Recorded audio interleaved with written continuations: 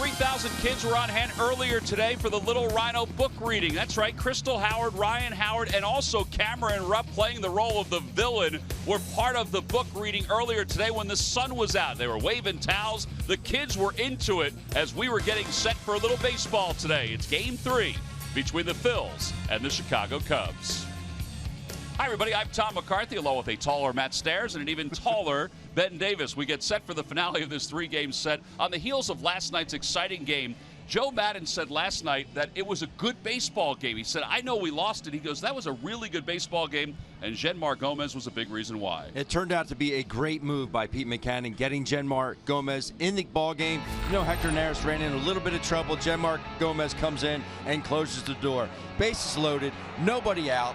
To give up just the one run speaks volumes about what he can do as a pitcher. Gets the sac fly there and then induces this double play. And you noted last night in the broadcast, Tom, he was throwing all his pitches. He got multiple outs with multiple pitches. His changeup was excellent. The slider was good. The sinker always seems to be good for him. Got a little bit of help from his defense, but ultimately came in and closed the door on the Chicago Cubs offense. I have to admit, even his play defensively, corralling that throw by Freddie Galvis, was a huge point in the ball game. And Freddie Galvis said the reason Genmar Gomez has been so good and was so good last night is because he's chill. Nothing phases him. 19 saves, that's tops in Major League Baseball. And who would have seen this coming? 19 saves, he's just been great. And it couldn't happen to a nicer guy. And you're right, nothing rattles the man whatsoever. All right, well, that was only part of the story last night. There were other components to last night's game that led to the victory for the Phillies. Well, there was. One, you had great pitching. You had good defense playing behind him, timely hitting,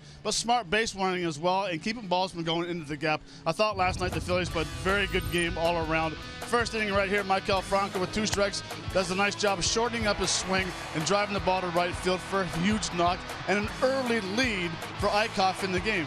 Then all of a sudden in the 7th inning, Chooch, who had a single to left center earlier in the line drive, they're not holding him on. Well, I'm going to steal this bag. Now, why is that important? Next pitch was in the dirt. Then Odubel Herrera hits a base at the left field. 2-out knock. So now all of a sudden you get that big knock right there. The team has some energy.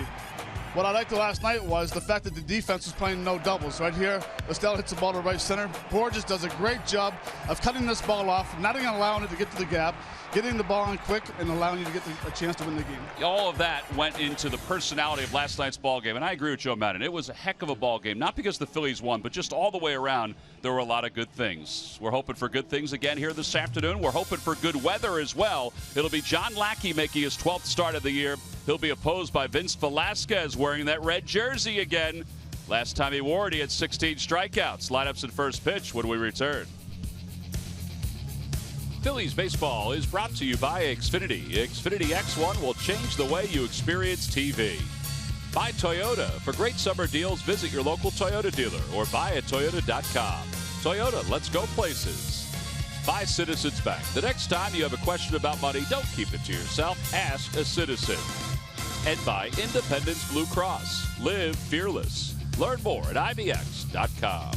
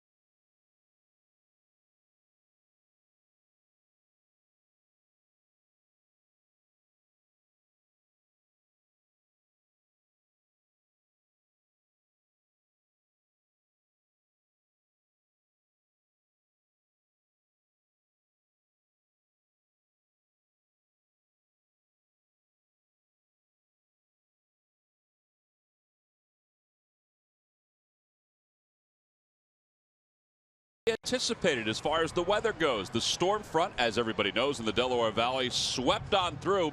It's actually over the Garden State right now. It is cooled off here at Citizens Bank Park. Take a look. Just watch the time lapse here. The tarp was on the field rather early, and look, they had the tractors on there because they knew this was going to be a doozy of a storm. There was some hail coming down. Matt, you like storms. Did you like this storm? Loved it. Sat out here the whole time. Got a little cool, but I enjoyed it. Currently, it's 59 degrees. The wind is 26 miles per hour out of the west-northwest. There are some showers predicted for later on, but we should be good to go for this afternoon's ball game. Vince Velasquez has been warming up out on the mound. The grounds crew has been making sure the final touches are put on the playing surface. There was a lot of water, standing water, out in left field and also in right field. That's gone. They've taken care of that. There's Velasquez. He's been out there since about 12:45 or so, getting himself ready. John Lackey the same. He's upstairs. Velasquez downstairs. And this is the second time that these two guys are going to face off against each other this season in the last meeting between the Phils and the Cubs. So there are the winds of blowing. What a day to hit. Get on that home plate and drop and drive. Yeah, it would be okay for both of you guys because you could bat left-handed, Ben, against the right-hander today. Yes, I would. You're batting right-handed. It's not the best day to hit unless you're going the go Oppo. Swing hard, go late. Oppo Taco. Swing hard, go late. All right, we're minutes away from baseball here at Citizens Bank Park. Everybody is set to go. The fans are settling in. And while we wait here, we're going to send it back to our studios. Marshall Harris and Ricky Vitalico are standing by to get you ready for today's game. Guys?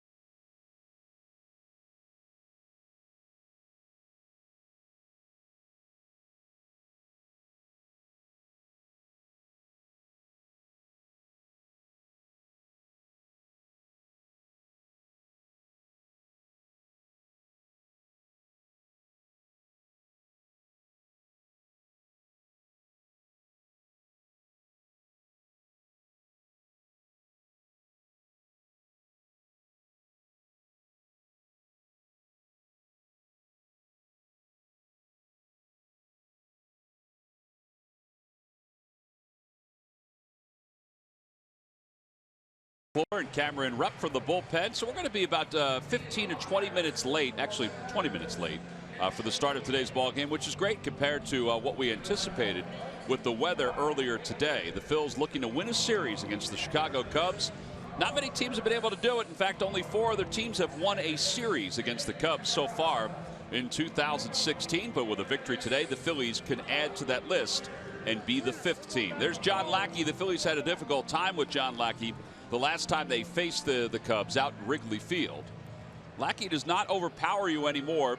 He's a pitcher. I mean, he figures it out and works both ends of the plate in order to be successful. You see Baez splashing around a little bit out in the outfield. Well, this has been a big day here at Citizens Bank Park. You know, the sun was out earlier. It was much warmer than it is right now. And it was a great setting for the Little Rhino reading series that took place on the playing field. Murph, it was a great moment with about 3,000 kids enjoying a chance to hear Ryan and his wife Crystal read through his book, one of his books. It really was. As you mentioned, over 3,000 kids here at Citizens Bank Park early this morning, and they really did luck out with the weather. I was just in the dugout talking to some of the guys. Ryan is in there, and he was talking about how the event went and, you know, just how important that kind of thing is to help the kids out. But, you know, it really was. You said Ryan and Crystal, they have 3 books out. They've got another one coming out, 2 more in the works, all in the Little Rhino series. So the kids got to come, kids from kindergarten through 5th grade. They arrived here. They got rally towels. They got a T-shirt. They all got a book as well. And then they got in their seats. The sun was shining, as you mentioned, and they got a chance to listen to Ryan. And there's Crystal right there, and there comes Ryan. First, a question and answer session with the 2 of them, and then they got to reading the books. And, you know, it's kind of like their acting debuts. Well, Ryan and Crystal have done this before, but Cameron Rupp was a part of it. He played the bully in the scenario. A little bit of a typecast there, I think. And they all got into it, and the kids just absolutely loved it. All the money going to the different foundations for children's literacy, and of course for the big Peace Foundation as well. So it's just a terrific day there. You see Ryan right now just kind of reliving it with some of his teammates in the dugout. But all in all, a success, and the kids get to watch the ball game and hopefully a Phillies win this afternoon. Ryan Howard has been doing so much work with that big Peace Foundation. In fact, the Ryan Howard Training Center, which is here in Philadelphia, 4 retractable cages on 17th and Fitzwater. He made a substantial donation to the $2.4 million cost for the building. It's all part of the Phillies Urban Youth Academy initiative.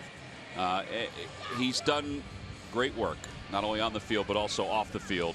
And he should be proud of himself. I know he is. And Crystal was great. Listening to her read today, she was great. Reading out from the book series. Yeah, I sat here up in the booth and I watched pretty much the whole thing. The kids had an absolute blast. Especially when the pitchers came up on the Jumbotron, they absolutely loved it. What was funny to me was when he was talking to the kids and he said, you know, homework is schoolwork, everything is, you have to put a lot of time into it. And he said, I remember I wasn't allowed to go outside until all my homework was completed. I remember those days. You'd have a bright, beautiful day. You just want to go outside and play, do something, and you couldn't do it until your homework was done. That was frustrating at times. Well, I'm sure it was. He is in the lineup here this afternoon for a 2nd consecutive day. And there it is, Vince Velasquez taking the mound with the rest of his Phillies teammates. The lineup cards have already been exchanged at home plate, and the sun has popped out. That got a nice round of applause earlier. Let's take a look at the Cubs lineup. It's brought to you by Xfinity. Xfinity X1 will change the way you experience TV. It'll be Fowler, Hayward, and Bryant, followed by Anthony Rizzo batting cleanup. Ben Zobrist hitting 5th. Albert Almora Jr. making his first major league start. He's in left field batting 6th. In the bottom third of Montero, Baez, and Lackey. And they'll face the 24-year-old from Pomona, California, who is trying to get into the 6th inning of a ball game. 5-2 with an ERA of 3.67. I know it sounds strange. I don't think any of us anticipated it, but it's been difficult for him, Matt, to get into the 6th inning of a game. Well, it has. He's thrown a lot of pitches through 5 innings. The reason why has been a lot of foul balls. You take a look at the scouting report. Still has a very good fastball, averaging 94. He is a 4-pitch pitcher. The league is hitting 212 versus his fastball. Now, the pitch I would like to see him lock it in like Eichhoff did last night is a slider. He has a good slider. He just needs to trust it and not overthrow it. The league's at 385. So go out there, pound the strike zone, see what happens. Time now for our Nissan keys to the game. All right, Ben, why don't you start us off? Vince Velasquez, Matt just touched on it. He needs to throw that fastball until they hit it. I think in the last couple outings, he's gotten ahead just fine. Wants to put them away with breaking balls. Until they hit his heater, he should stay with it. You know, and John Lackey, get the fastball or get the pitches up in the zone. He's a guy that just absolutely loves to throw fastballs early down the zone. He relies on that late sink, and he has a devastating slider as well. So get him up. Yep, so we're about ready to go. Is that a similar game plan to last night with Hendricks, or is it a little different? Hendricks was more get on top of the plate and drop and drive. That's right. Drop and drive. Dexter Fowler will lead it off. Fowler 3 for 7 so far in this series. He's 5th in the league in on-base percentage at .422. These are key points in the game against the Chicago Cubs, is to try to keep them quiet for the first 3 or 4 innings. They've had a tendency this year to jump on the opposition. And the first pitch of the day is in there for a strike. We're underway. It's an off-speed pitch. And the wind is whipping. You can hear it in the background. That one is pulled out toward right center field. Going back on it is Tyler Goodell. And he makes the catch. One away. He may have gotten that right toward the end of the bat. Yeah, and I will say this one thing about outfielders today, and watching this game at home, when the wind is blowing this hard across, as an outfielder, you don't run with the ball. You anticipate the ball being at least 2 or 3 steps past where it's going to land. All right, well, this is concerning right now. Vince Velasquez is out on the mound, and Scott Sheridan, the Phillies athletic trainer, is out there with him. Cameron Rupp saw something was wrong right away, and he is going to exit today's ball game. Wow. We do not know what the injury is. I didn't see anything, but Cameron knew it right away. Let's take a look at the replay of the fly ball to right center.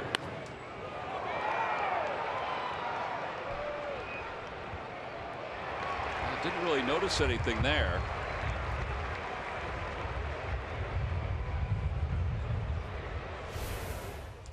So a pitching change here at Citizens Bank Park. Brett Oberholzer is going to come on, and he will get as long as he needs to warm up. 1 out here at the top of the first.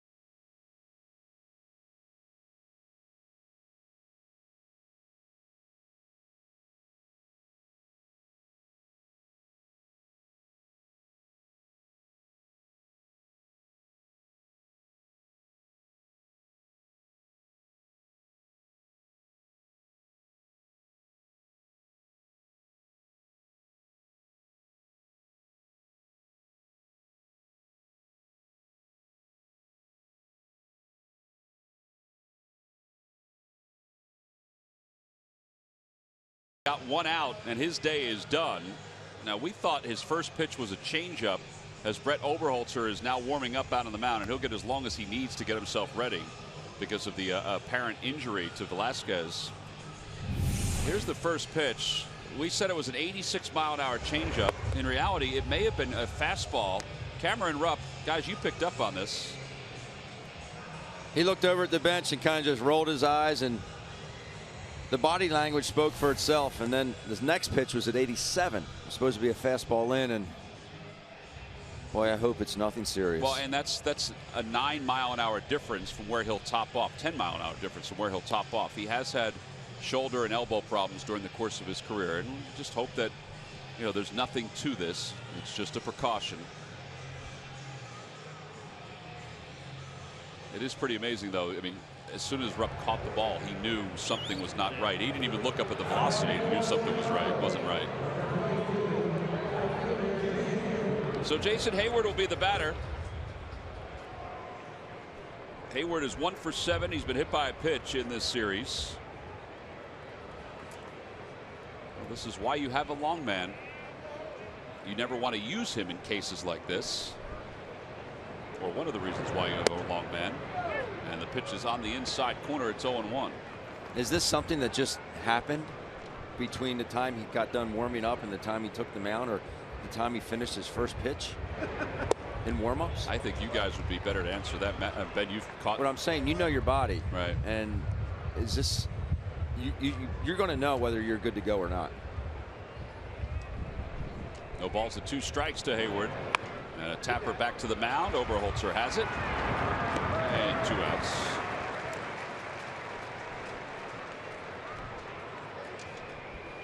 And Chris Bryant will be the hitter. Bryant has 4 hits in this series and 9 at-bats and a couple of doubles.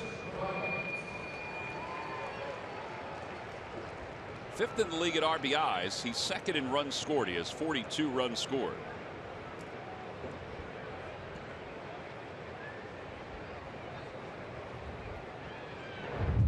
He committed well, he misjudged a fly ball last night that turned out to be a double. And after the game, Joe Maddon was asked about it. He said, well, he hasn't played a whole lot out there, and the wind was kind of funky on that play. That's called sticking up for your player. That's right. And so, and speaking of a little funky, that's the way he went after that ball in left field. Yeah, that's right. Well, they thought yesterday's wind was funky. I don't know what they're thinking about today's wind. Fastball and a strike 3 called. Oberholzer didn't realize it was the 3rd out of the inning because he came on with 1 man down, but he did a nice job getting the 2 batters he faces here in the 1st. We'll go to the bottom of the 1st in a scoreless game.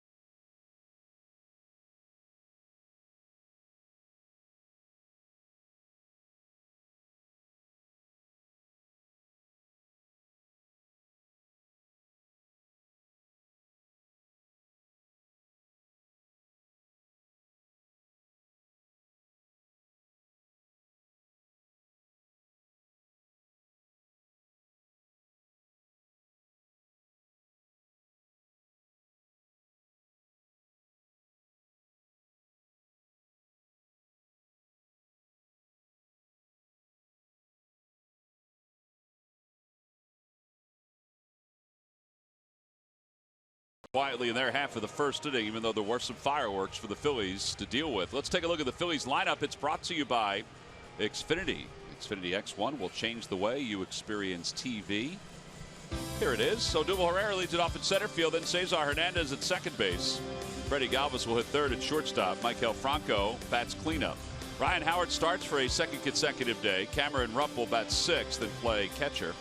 Cody Ashley's in left field hitting 7th. Tyler Goodell bats 8th, and Brett Oberholzer will bat 9th. He's 1 for 4 so far in the year. They'll face the veteran John Lackey, now 37 years old, 6-2 with an ERA of 2.88, 76 strikeouts in 75 innings for Lackey. And lifetime here at Citizens Bank Park, he has an ERA of 3.51. Good numbers though overall against the Phillies. Yeah, 4-4 with a 2.89 ERA. 4-pitch pitcher. Still has some decent velocity. He's a veteran of the game, 91.8 miles per hour, where he'll sit with that fastball. But as Matt mentioned in the open, he's a very good slider. So the Phillies need to make sure that they lay off that slider. Here's Velasquez when he came in from his bullpen. Bob went down with Pete McCannon. So they must have sensed there was something going on, and hopefully it wasn't anything major, and they just decided that something could not get loose. Odubel Herrera will lead it off. Odubel 1 for 5 so far in this series with an RBI. In his homestand, he has 9 hits. His average at .319. And he swings at the first pitch and fouls it toward the Hall of Fame club. Nice play. Yeah, right out of the chute. Jamie Moyer will be very happy. That was a two-handed grab. Jamie's up at Secaucus getting ready for the MLB draft. He will represent the Seattle Mariners when they make their pick. No balls and 1 strike to Odubel. It'll be Herrera, Hernandez, and Galvis. Inside, 1 ball, 1 strike. That's what you call a purpose pitch right there. Odubel was taking his time getting the batter's box, slowing it down, calling time. Lackey doesn't like that. He likes to work quick.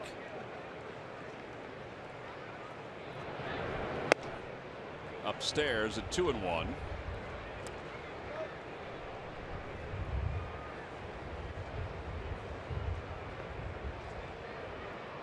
Lackey on May 29th against the Phillies went 7 innings, allowed 4 hits and 1 earned run.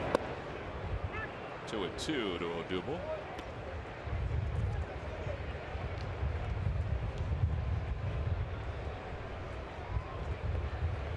In fact, this has been a really good run for Lackey since the 1st of May. That's 7 games. He's 3-1 with 3 no decisions. And you see Odubel asking for time again.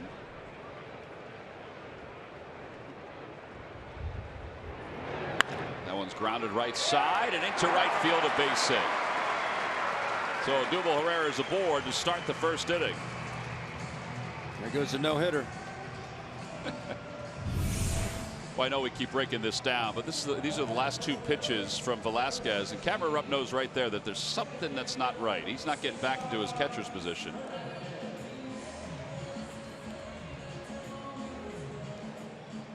And then after this pitch, Vince kind of takes a stroll. Cesar wasn't at the bag yet. And now Cameron Rupp comes out to chat with him. Cesar Hernandez lines one toward left center field. That'll be in for a hit. Herrera is on his way to 3rd. And the Phillies will have 1st and 3rd with nobody out here in the 1st inning. I have no problem with this in the simple fact that John Lackey throws his fastball coming into today's game at 60.1% of the time. Cesar Hernandez, very good fastball hitter. He knows what he's going to be throwing. Does a good job of staying with it, staying with that pitch, driving it to left center. Good job of base running by Odubel Herrera. The Phils have something cooking here. 1st and 3rd, nobody out. So Herrera takes his lead off 3rd. He takes his strut off 3rd is what he's doing. Cesar held at first base. Nice play by Almora in left field. And a fly ball center field. Fowler comes running in. Odubel's tagging. Almora makes the catch. Odubel's coming home. The throw to the plate on 1 hop. He is out at home plate. And Odubel is saying that Montero was in his way, that he couldn't slide. To plow him over. The throw took him into Odubel Herrera. You still can hit a catcher if he's in the base path.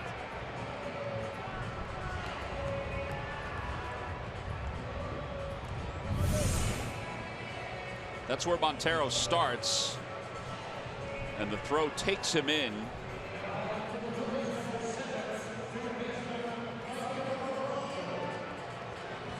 We've seen this countless number of times, particularly with the Phillies and Cameron Rupp on that throw from Tyler Goodell. The throw took him into the line, so there's no challenge by the Phils. Heck of a throw by Almora, the rookie, who had 4 outfield assists down in the minor leagues. And he gets his first outfield assist in his first major league start. Well, and the scouting report on him is that not much power, line drive hitter, but a very good defensive player.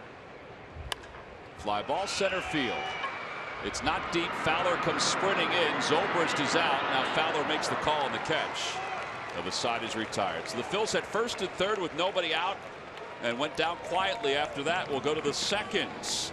Cubs nothing. Phillies nothing.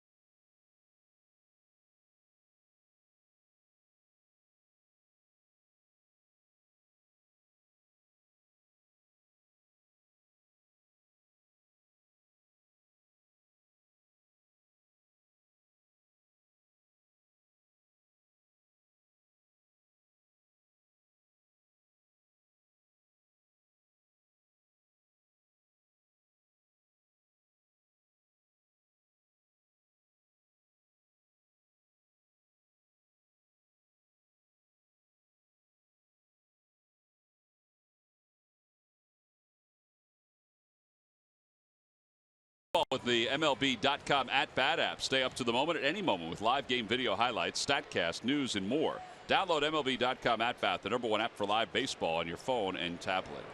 Well, a very peculiar first inning on both ends of the spectrum as Rizzo lofts one out towards shortstop, one away. Not only because of the injury to Velasquez, which forced Oberholzer to come in, but then the Phillies get first and third with nobody out, and they do not score. It's kind of an odd situation. I think all of us are in agreement that Odubel, trying to be aggressive, probably shouldn't have gone with one man down with the middle of the order coming up. Not with how deep the ball was hit. Yeah, if it's in the outfield a little bit farther, yes, it's fine.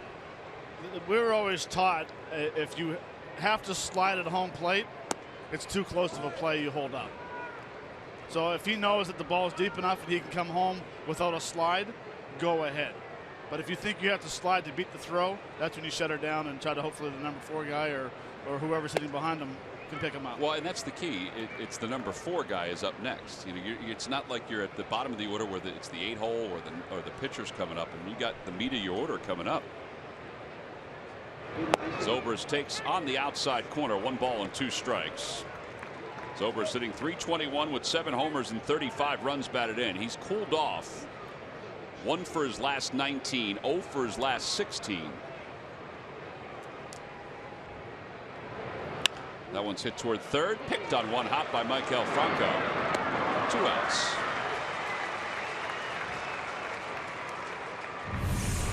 Well, here's Herrera on the tag. He gets back in plenty of time, but he can see where Almora is. Sammy was telling him to go.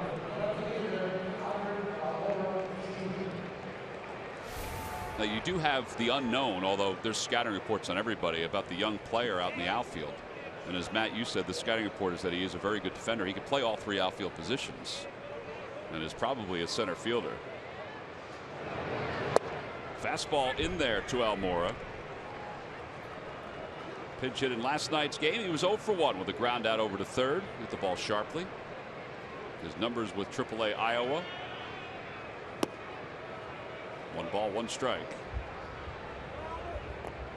No, and last comment about the play at home plate, and I'll leave it alone. You have to slide. The bottom line, if you slide, you might be able to kick the ball loose. Right. 5-3 on the putout. An 8-pitch inning for Oberholzer. He's faced 5. He's retired all 5. We'll head to the bottom of the 2nd. No score.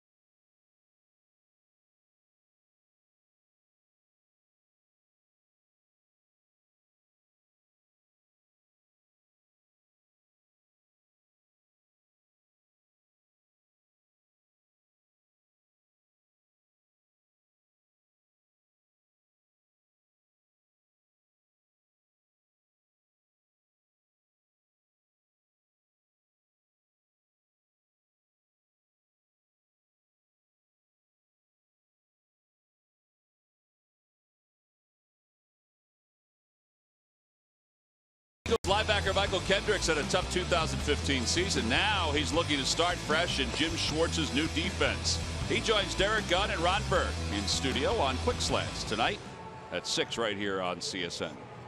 Gunner and RB are going to be standing by talking a little football. How'd I do with that, Ben? Very good. Gunner and RB. Got all the names down there, T-Mac. I've never called Ron RB before. Really? Yeah, I've never.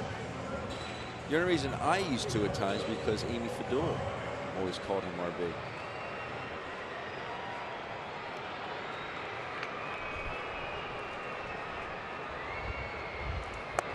Howard leads it off, and he takes a strike. It's 0-1. Well, Howard has definitively 3,000 extra fans here today with the kids who got a chance to listen to him act out the Little Rhino book earlier today. 0-2.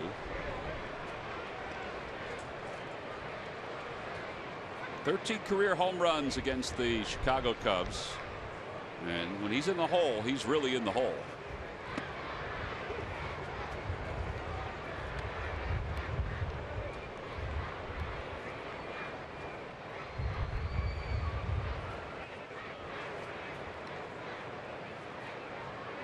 One ball, 2 strikes to Howard. Opposite way, foul toward the upper deck. Here's the homer last night. He got a breaking pitch. Yeah, stayed back very nicely. I like what he said. He's been working on trying to see the ball, which means you're trying to pick the ball up a little earlier. While he got his foot down and recognized it was a hanging curveball. Just hit it good enough to get out of the ballpark to right center. Swing and a miss, change up, and he is strikeout victim number 1 for Lackey. So 1 away. Cameron Rupp, the villain Murph, is coming up right now.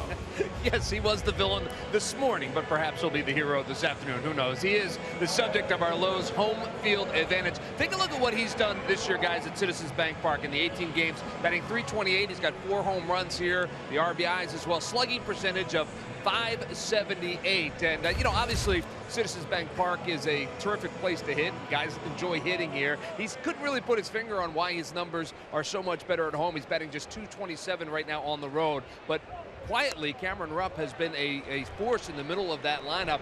In his last 10 games, batting over .370. He's hitting a little bit more for power as well at this time. So Cameron Rupp doing a really nice job both offensively, and his defense is always solid. We know that with his arm and the way he's able to call a game. So Cameron Rupp doing a nice job, but especially here at Citizens Bank Park, guys.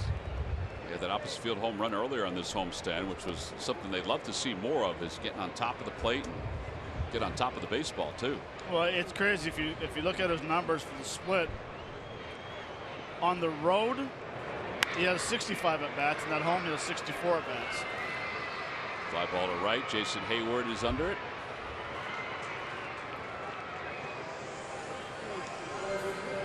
And 2 outs now for Cody Ashe.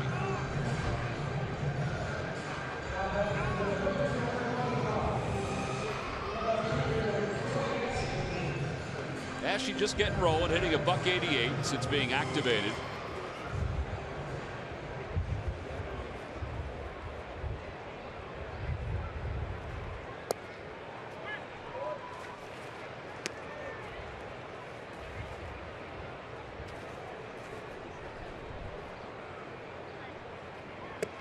This is a stingy Cubs staff. The starters have an ERA of 2.34, which is zeroing in on some historic numbers. But they've allowed 3 earned runs or fewer in the last 12 games. You combine that with the offense they put up. That's a tough road for the opposition. 1 ball and 2 strikes. So their major league rankings overall, the ERA is 2.61, starters and relievers. Opponent's batting average 201. See, the starters ERA is first. It's just amazing. There's no other word to describe it. I mean, that is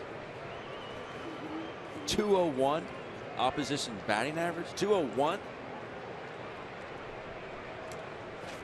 It's like going up against a lineup like me. That's right.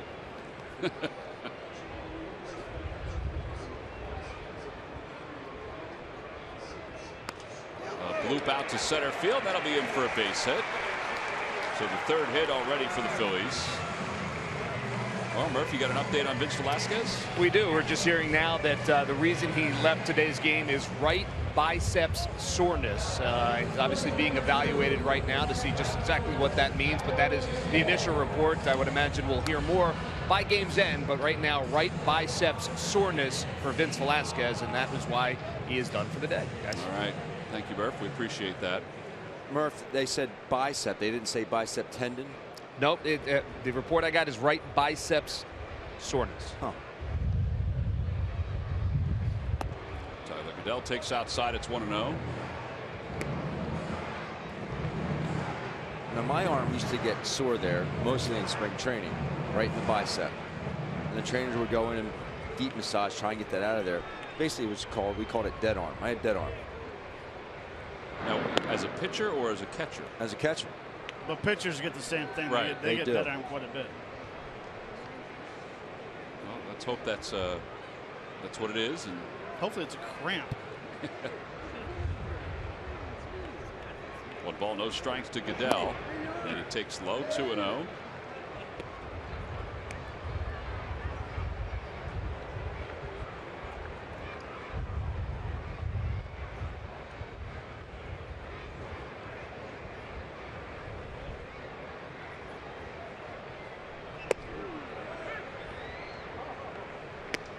Goodell looked like his eyes got wide on that pitch.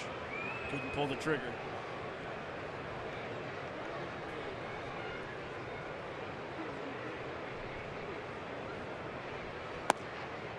On the outside corner with a 92-mile-an-hour fastball, and it's 2-2. Oh, a tough spot there. Fastball command early on has been pretty good for John Lackey.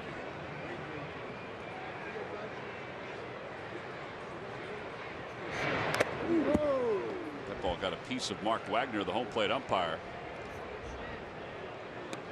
He's stretching out his jaw there.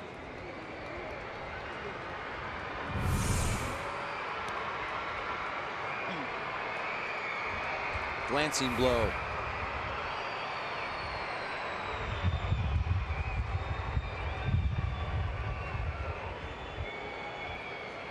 Off the glove of Montero. And it's 3-2. Oberholzer's on deck. Ashe will be off. Rizzo's looking to see if he should hold him on or not.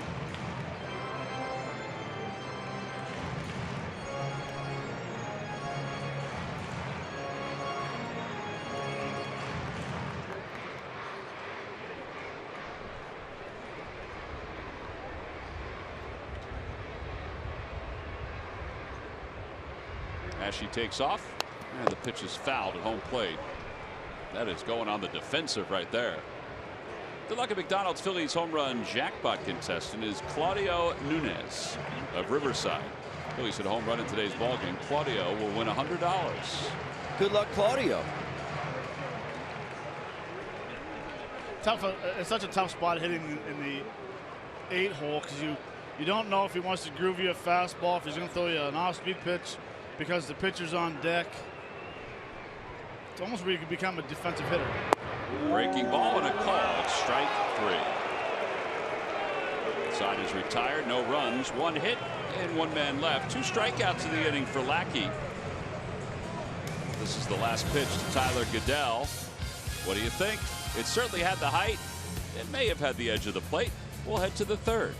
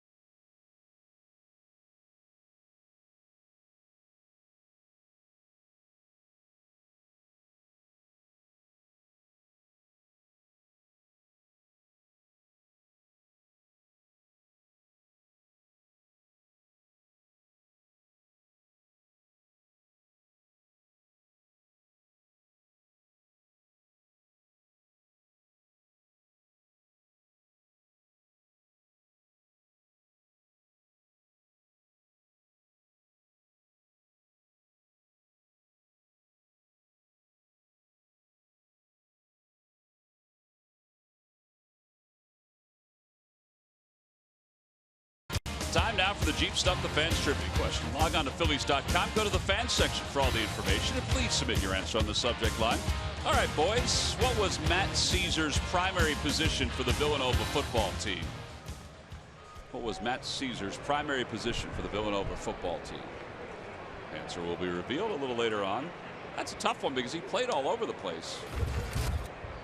Here's Miguel Montero as the rain starts to fall again. No balls and 1 strike. Oh, this is always good right here. He looks like he's got it down, though. Outside, 1-1. Oh, he's done that before. He sure has. Darn. That's the easy way out right there, although the wind's whipping pretty good. That one's lined back toward the middle. A base hit for Montero. First hit allowed by Oberholzer. Speaking of Matt Caesar, he was very excited about the reception that he received the first day he was here in town when he went on the pinch run. He had purchased or rented one of the suites because he had about 15 to 20 people who were coming from his South Jersey home, his Lower Cape May home. So that was kind of cool.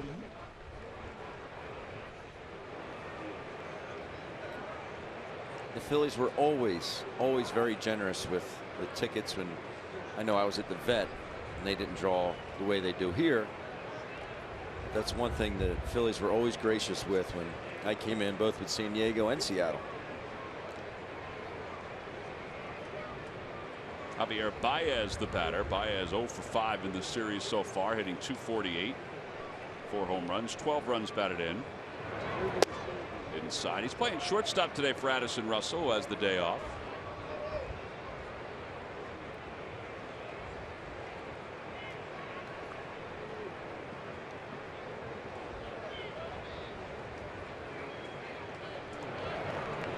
Chopper foul.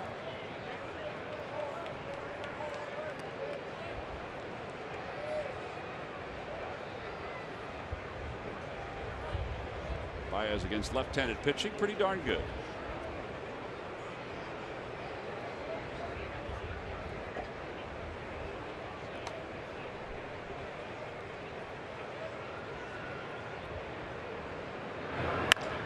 Oh boy, they had the shift on and Cesar would have been there for a double play, but instead it's a vacant hole.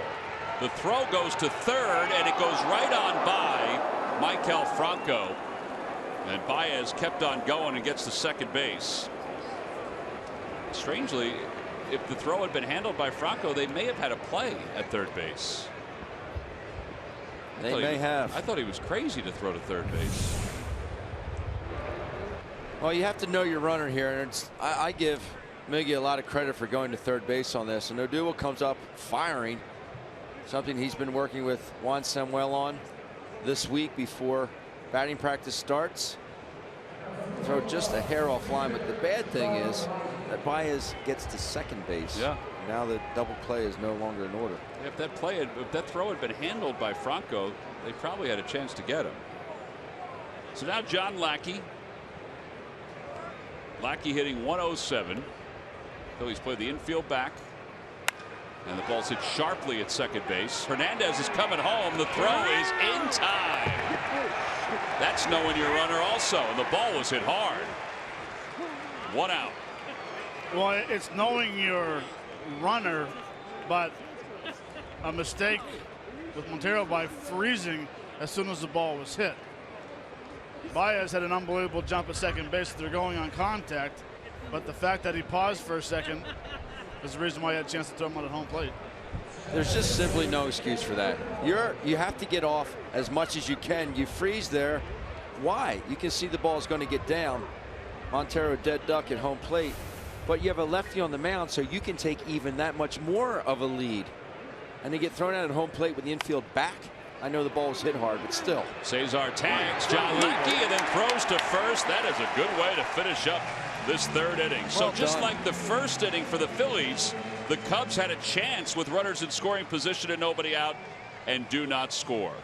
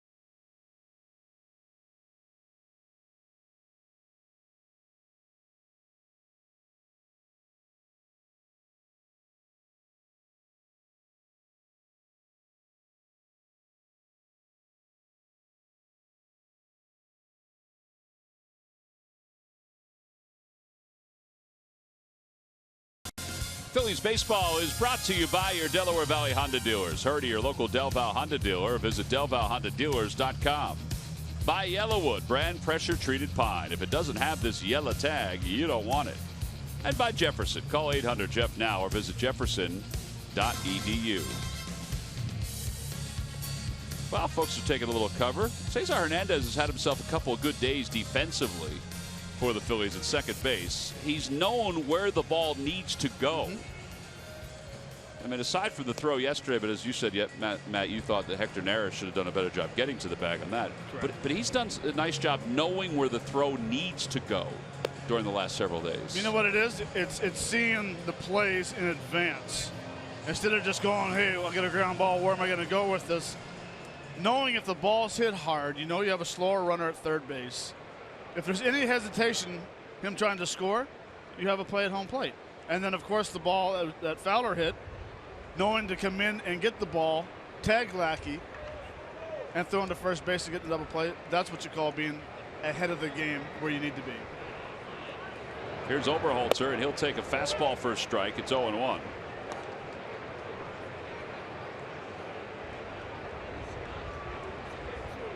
There's Andrew Bailey. He may be the next one out of the pen after Oberholzer's done today.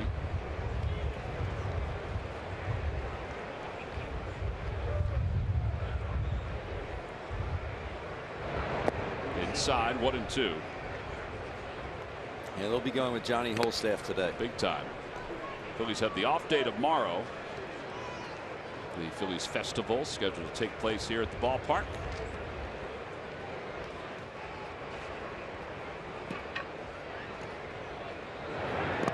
In the dirt, 2-2. I may have told you this story before, Tom, Matt, but we're in minor leagues. You know, minor league doubleheaders are only 7 innings. Correct. So we played the first game. We go in to grab our peanut butter and jelly and soup or whatever they had at the spread table. And one of my teammates said, who's throwing the second game for them? I said, Johnny Holstaff. Back toward the middle. Baez is up with it. I said, Johnny Holstaff's throwing for them. And he goes, is he a righty or lefty? You want to divulge who the player is? I do not. Yeah. I wouldn't do that to him. But Sarge's son, Gary Matthews Jr., was right there, standing right there with me. And it's something that he and I still joke about to this day. Here's Odubel. Odubel started the first inning with a single to right field. It was cut down at home plate, trying to score on a fly ball to left. Over to the right side again. And there are 2 outs.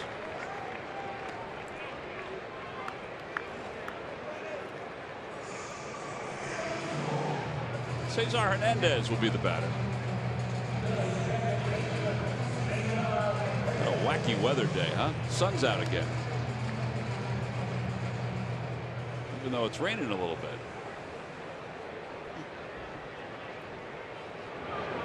Cesar shows bunt, takes upstairs.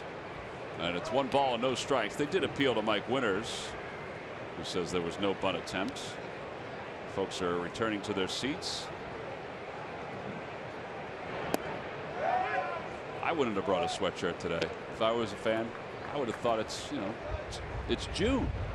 I don't need a jacket.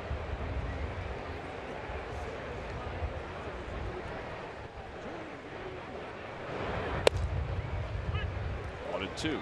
Well, if you had an opportunity to look at the website, the weather app, you knew it was going to be a little chilly today. Yeah, but I still saw a high of 70. I did too. I was walking out the door and I said, should I take this? My wife goes, yeah, take the jacket just in case. 2 balls and 2 strikes. I'm glad I did.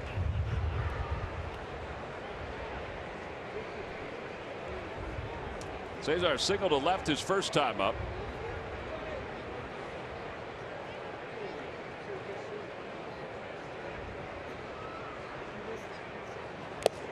And a foul tip, and the side is retired. 3 strikeouts for Lackey. He gets the Phillies in order here in the 3rd. 3 in the books. We'll move to the 4th inning in a scoreless ball game.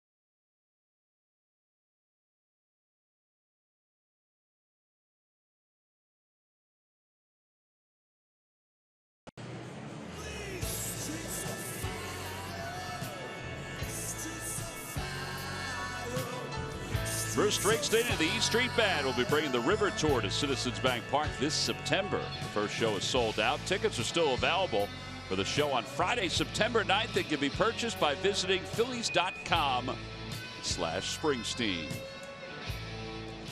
Streets of Fire released in 1978. Here's Jason Hayward, who's 0 for 1. He takes outside and low. 1 ball, no strikes. 2 2/3 scoreless so far for Oberholzer, who's thrown 23 pitches. In relief of Vince Velasquez, who's out with a biceps tightness, right biceps tightness.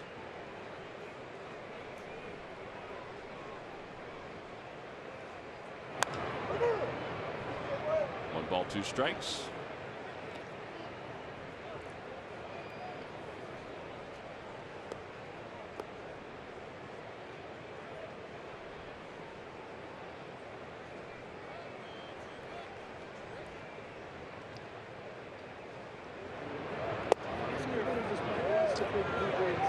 Boy, the whole left side of the infield was moving, thinking that was a strike 3 called. Instead, it was outside, 2-2. This is always a tough inning for the opposition against the Cubs. I mentioned that they score a lot of runs early. So the first inning, they've outscored the opposition 30-16. Second inning, they outscored the opposition 35-13. Third inning, 33-11. The fourth inning, though, it's a whopping 50-17 lead by the Cubs over the opposition. 50 runs in the fourth inning. Second time through the order, making adjustments, knowing what guys are throwing.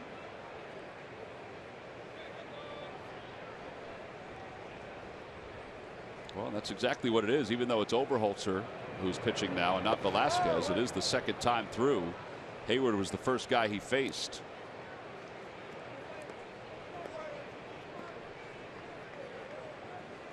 Not that it gets any easier if they get through the fourth inning if you're the opposition, but it does statistically get easier. Foul back to the screen. It remains 3-2.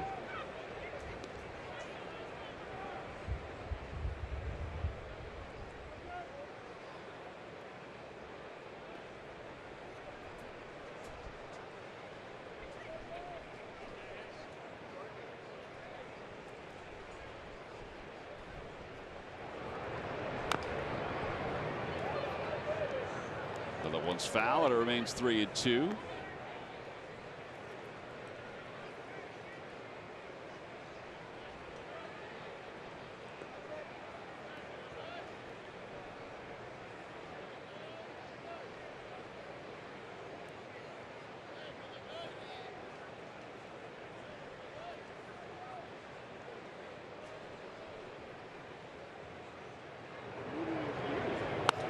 That one's pulled down the right field line. It'll hook foul and down the walkway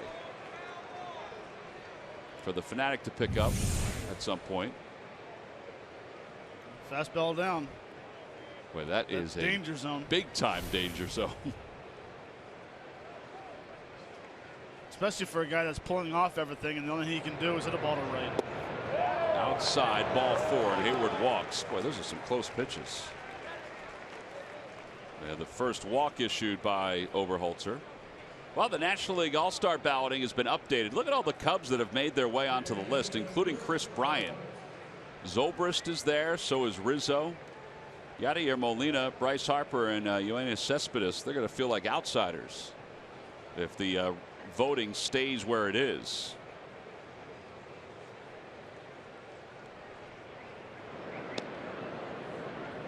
Crazy that Daniel Murphy's not even on there. All the damage he's done this year offensively.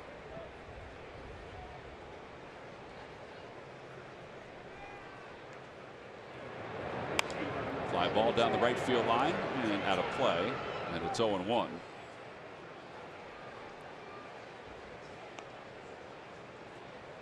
Well, that voting helps a lot, though. When you have a packed house every day in Chicago.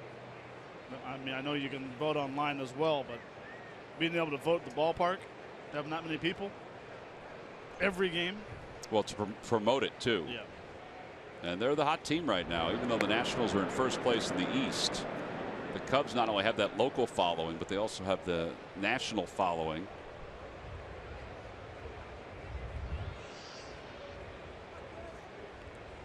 No balls, 1 strike to Bryant. In the dirt, and it's 1-1.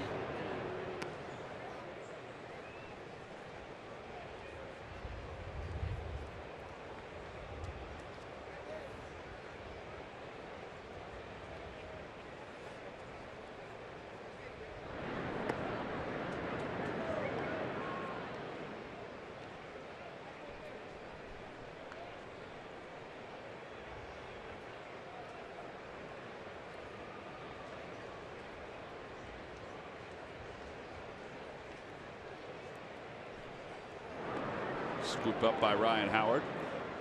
Phillies will be back in the National League East. Speaking of Daniel Murphy this weekend, so far this year they're 8-14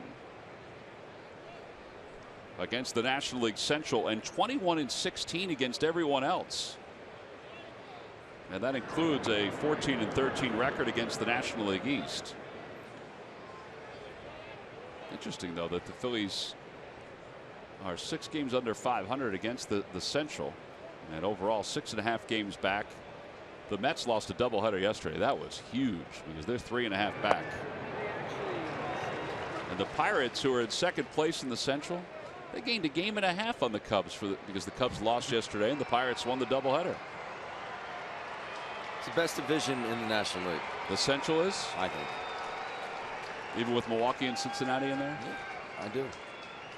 I don't think Milwaukee's as bad as. I would agree with you on that. They're not as bad as we thought. They're just lacking pitching. In Cincinnati, they won last night on a walk-off by Joey Votto.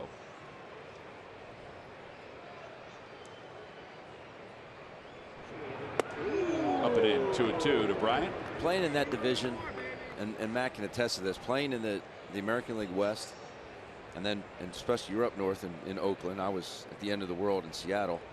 But I went from the American League West. End of the world. The American League West to the American League Central. Those flights were like 45 minutes. Our shortest flight in Seattle was 2.5 to Oakland. Rudder goes, pitches line to left field, and it's caught by Cody Ashe. Thankfully, that ball had a whole lot of topspin on it, and not any backspin, because there's 1 out, and Anthony Rizzo will be the hitter. He got to it. It wasn't hit very hard, but he kind of smothered it. See him get out there and just roll it over just a hair. Had that topspin motion on it, and Cody makes a nice play to run underneath it.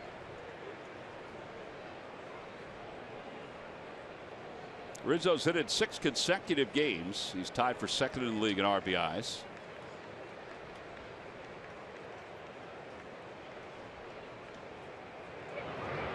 And a fastball at the knees. It's 0-1.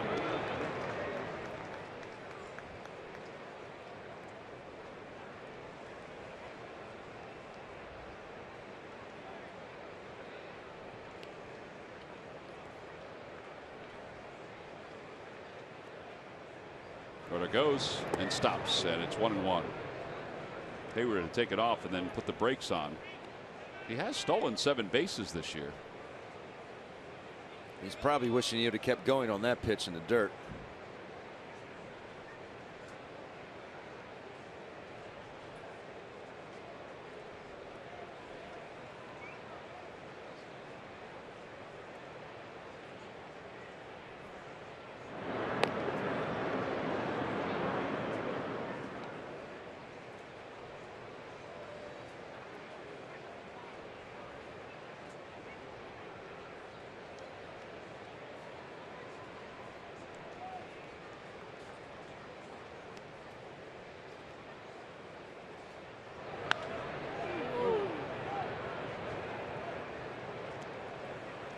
Phillies fans, next time you want to grab Phillies seats, get the StubHub app. Not only will you find seats you'll love whenever you want, you can find the best seat for your buck when you sort by best value. We take the price and location of seats and show you which tickets at StubHub give you the best deal.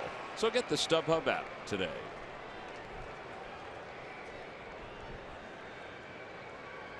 Rizzo is 2 for 3 now against Oberholzer, or against Oberholzer. He retired him his last time up on the pop out to shortstop.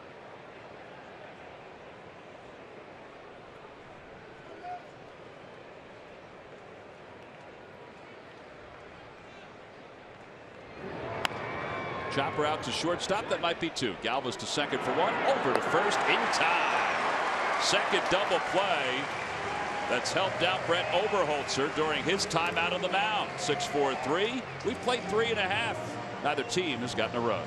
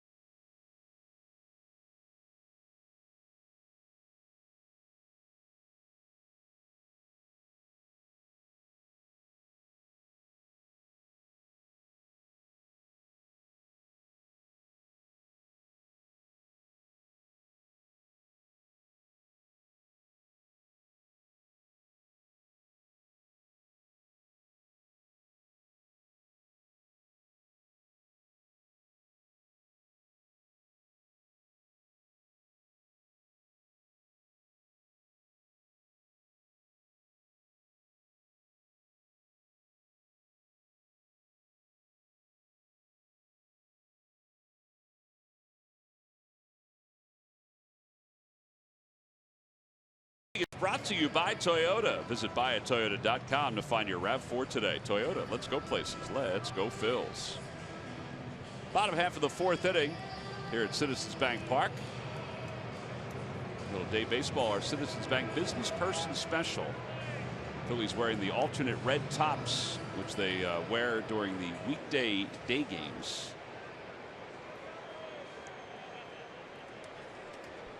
Freddie Galvis leads it off. Galvis flied out to left his first time up, and he bunts foul. Must have had something still in the box. Montero's like you are. He's asking. Wasn't a lot. That is not something they can review. They can talk about it, but it's not something they can review.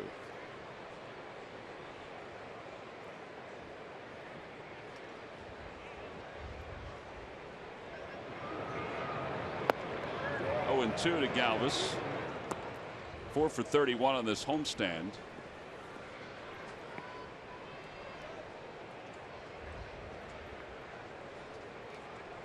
See if he goes back with the slider that he loves to throw with 2 strikes. He doubled up on curveballs.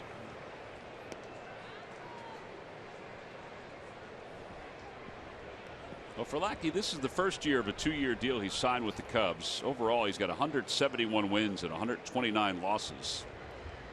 He's a big guy. He's 6'6". He's trimmed down to 235. Began his career with the Angels, where he was a 2nd-round draft pick. He was an excellent pitcher when he was with the Angels. And then with the Red Sox, he was around 500. Went to the Cardinals from the Red Sox. And then signed his deal with the Cubs. Well, it worked for Yadier Molina when you did a push-up.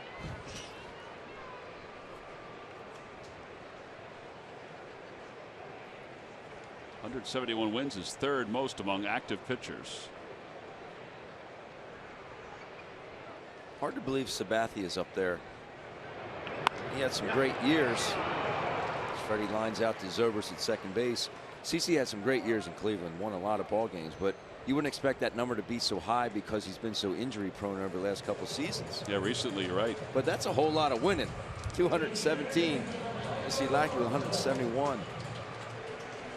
A lot of victories. Well, Lackey's also been a good postseason pitcher too, which, you know, that may be the part that really benefits the Cubs down the road. Maikel Franco flying out to center his first time up.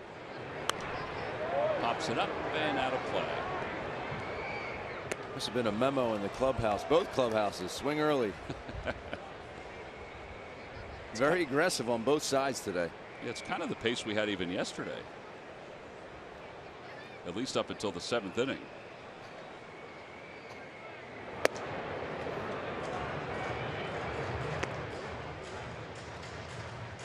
Cubs want to get into those sweatsuits and get off to their next leg of their trip.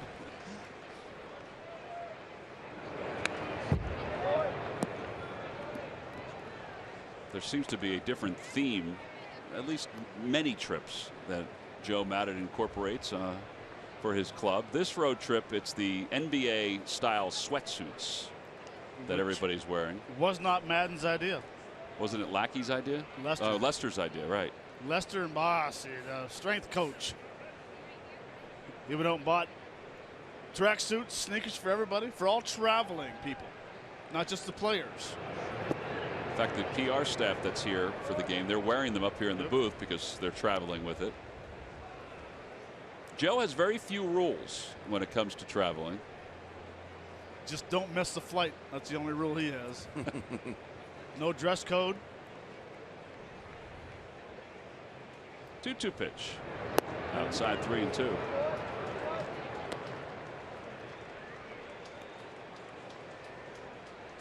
He even said that you can wear flip-flops, sandals, whatever you guys call them down there, as long as your toes are painted.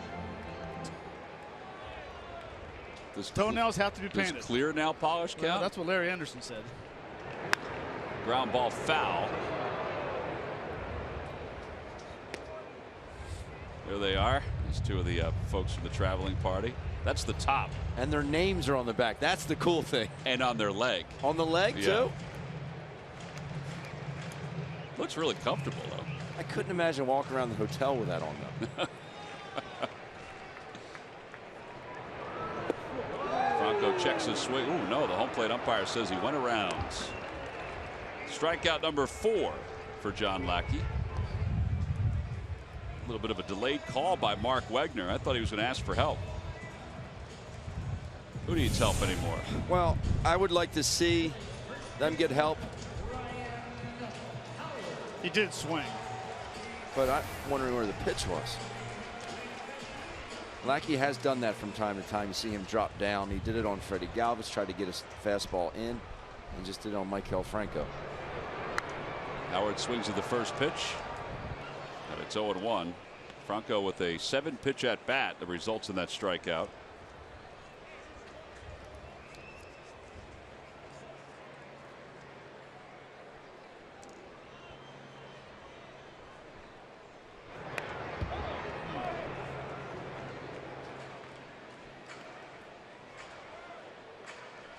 That's the difference of the last couple of years in Ryan Howard. You might miss those last 2 swings. You might miss one. He wasn't missing 2. Like, he wasn't fouling it straight back. He was connected on one of them.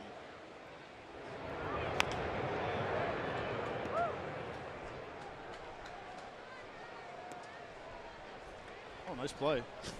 That's what gets frustrating as a hitter, is that you see the ball while you take a good pass at it, and you hit it in the wrong direction. Then you get another pitch to hit.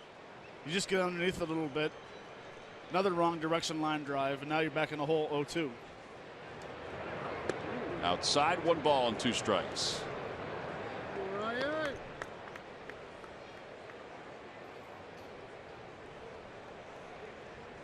This will be the 59th pitch of the outing for John Lackey.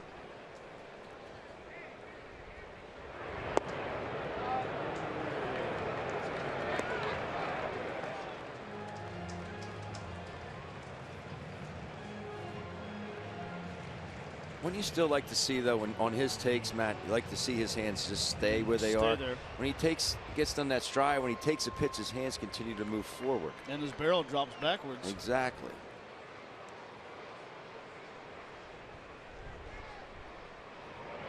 And a strikeout through a 93-mile-an-hour fastball straight on through. 5 Ks for Lackey. We've played 4 innings here in the final game of this 3-game series between the Cubs and the Phils.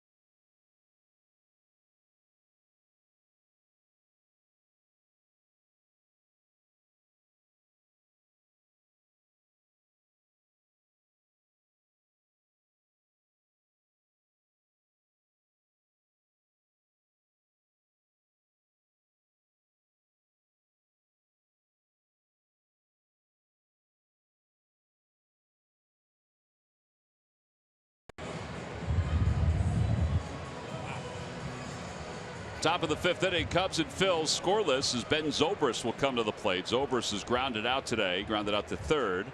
He is 1 for his last 20 and 0 for his last 17. As he will face Brett Oberholzer to begin this 5th inning.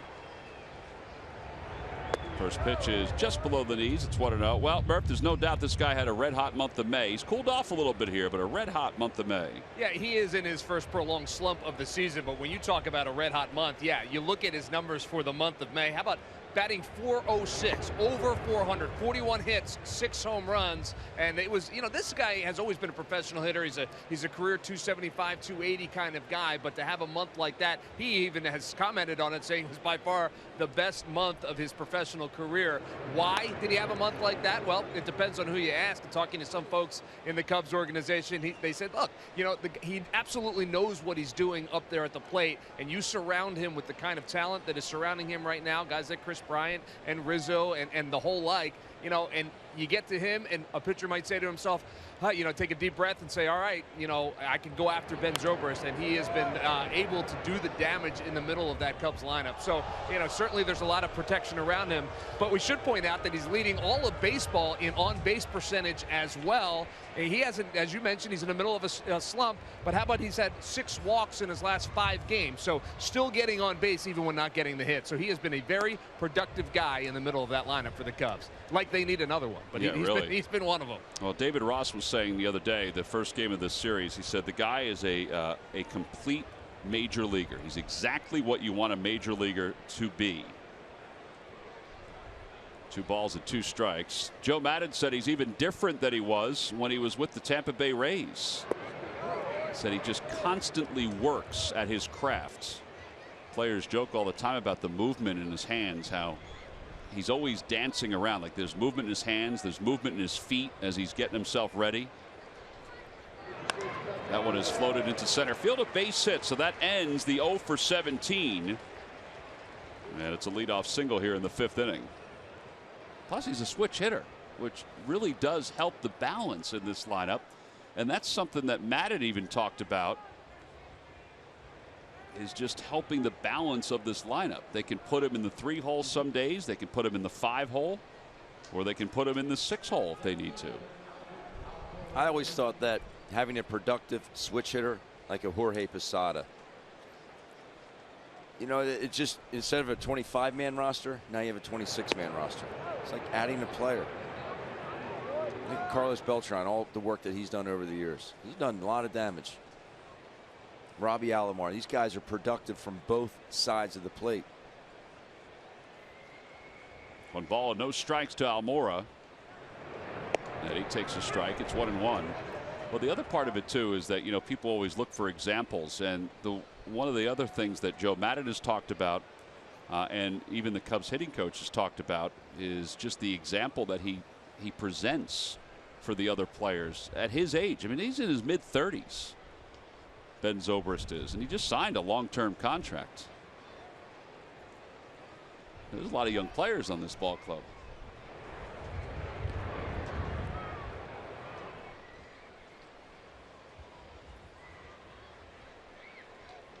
Couple that with the fact that he's been to 2 World Series.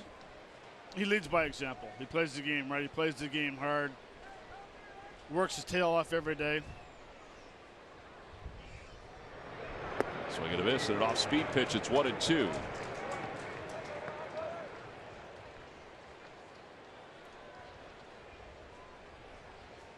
Yeah, that work ethic that they talk about even goes back to his college days. They said he wanted to become a major leaguer, and he did what he could out of high school to become a major leaguer. Even transferring to another school in Texas, Baptist, to try to, build his profile.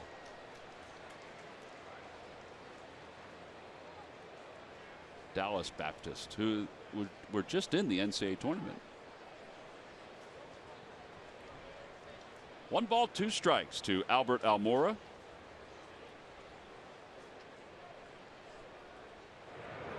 And he lines it down the right field line, foul. Nice grab.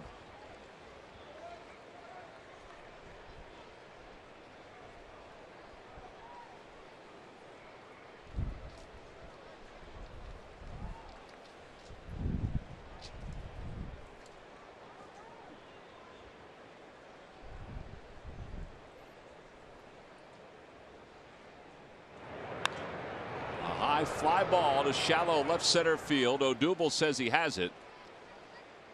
And one away. And Miguel Montero will be the hitter. It's a good swing there by Almora. That ball got in on him, but showed a very quick bat. Hit the bottom of the baseball, but the swing itself was very good. You see that ball definitely off the plate, but he pulls those hands in, barrels it up, but like I said, hit the bottom of it. Well, now Montero, who singled to right field his first time up. Overholser's done a fantastic job in relief of Vince Velasquez. Has 2 double plays to his credit today. Andrew Bailey is starting to warm up in the bullpen as as Overholser's at 55 pitches. Cesar Hernandez was part of both of those double plays, including the one in the third that he started.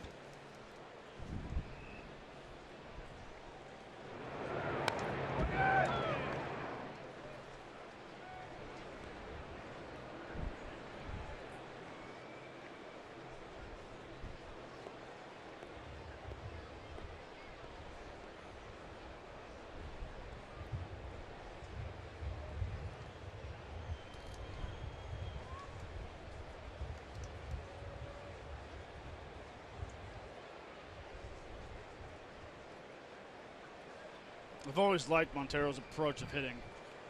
Kind of an old school back leg guy. Really concentrates on getting that weight shift going back.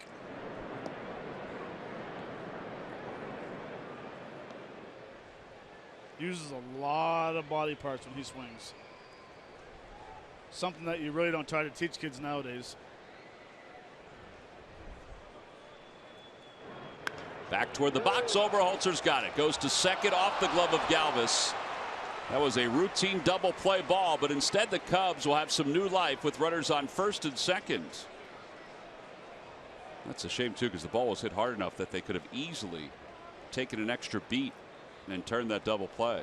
And you had Montero running, so that is a good combination if you want to roll a double play. He was kind of off balance when he caught the baseball. I would have liked to see him just gather himself a little bit more right there. He kind of rushes it. He doesn't have to. So an E1 puts runners on first and second. And now Javier Baez with 2 runners on and 1 man down. And you can still easily see your way through this because you have the pitcher up next.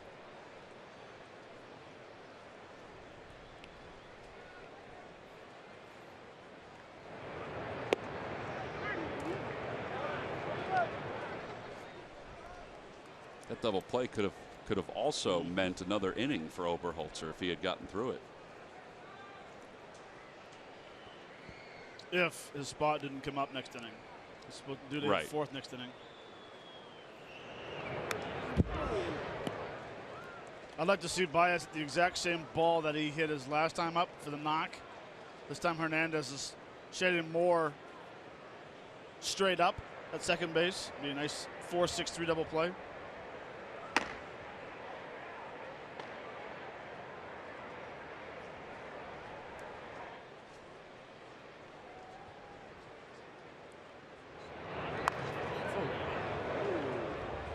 Right into the Cubs dugout. He pulled that ball. He sure did.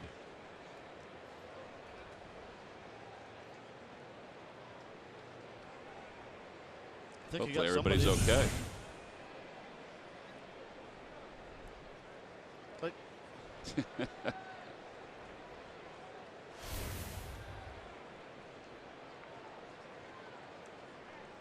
That is something.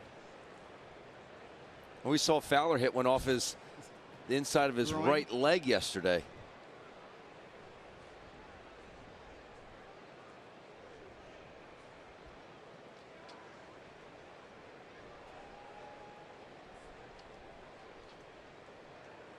Bob McClure will take this time with the count 0-2 to go out and talk to Oberholzer.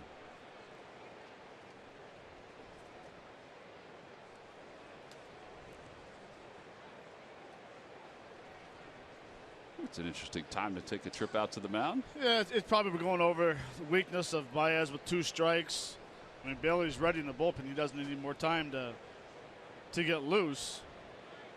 Maybe look, change it up with Zobrist at second base. Zobrist wanted to steal third base, but Baez decided to pull one into the dugout.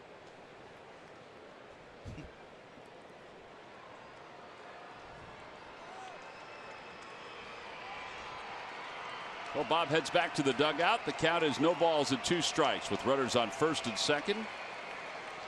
Baez, who has 1 hit in this series. You have Zobrist at second base and Montero over at first.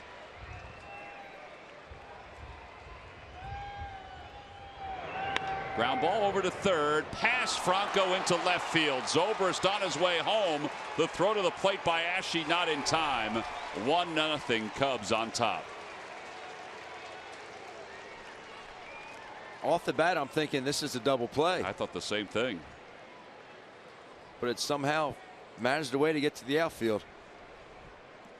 RBI single, and that's going to be it for Oberholzer. Here it is. He gets out and hooks it, and 27 hopper through the hole. Sure was. Man. So the Cubs strike first. They take a 1-0 lead here in the top of the 5th inning. We've got a pitching change. Nice job by Oberholzer. Now we'll see if Bailey can get through this 5th inning with no more damage. We'll be back right after this.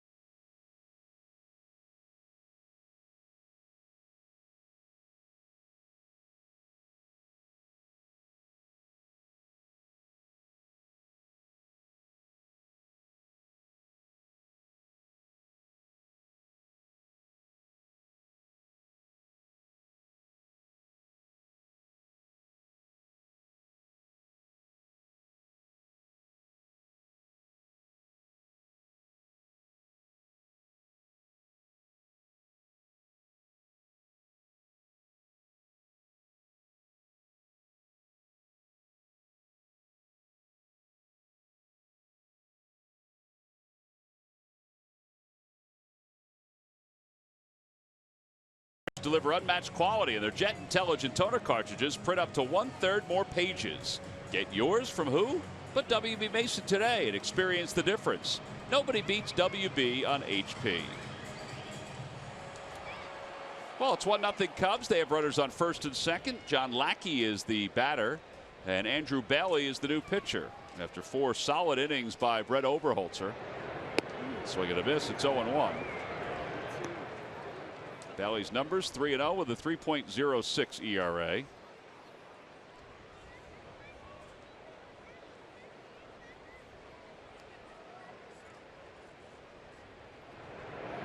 Outside.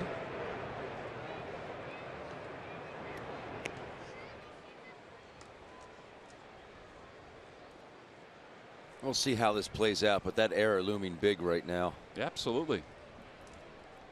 Because that was a textbook, if you're going to have one, 1-6-3 double play. Yes.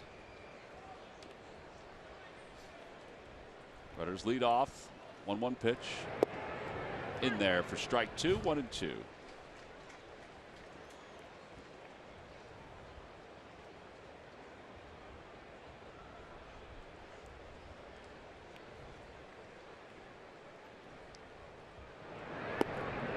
Bailey gets the strikeout for the second out. All right, so from a baseball standpoint, why wouldn't you have Lackey bunt there to move 2 runners into scoring position? That's probably the million-dollar question. Madden's probably been asked that question a lot. He did not bunt in Chicago either. He probably just doesn't want to give an easy out. That probably is it. that he doesn't want to give the out. Like he doesn't want to put an out on the table. I just think that,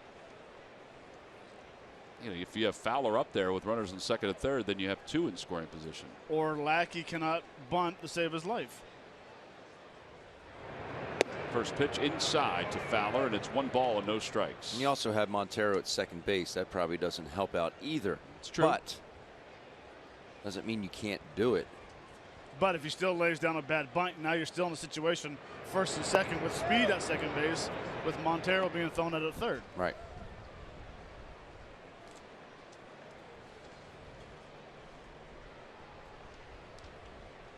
John Lackey has 12 career sacrifices. That's not a ton, even though he's been in the American League most of his career. 2-0 now to Fowler.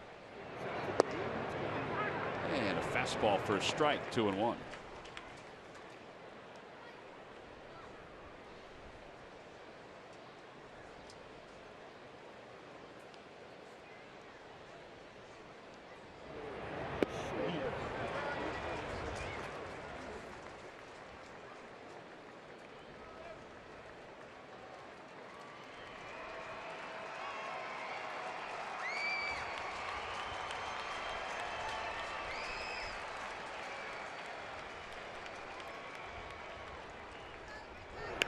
Back toward the middle, softly. Hernandez has got it, hustles the throw over side. He's retired.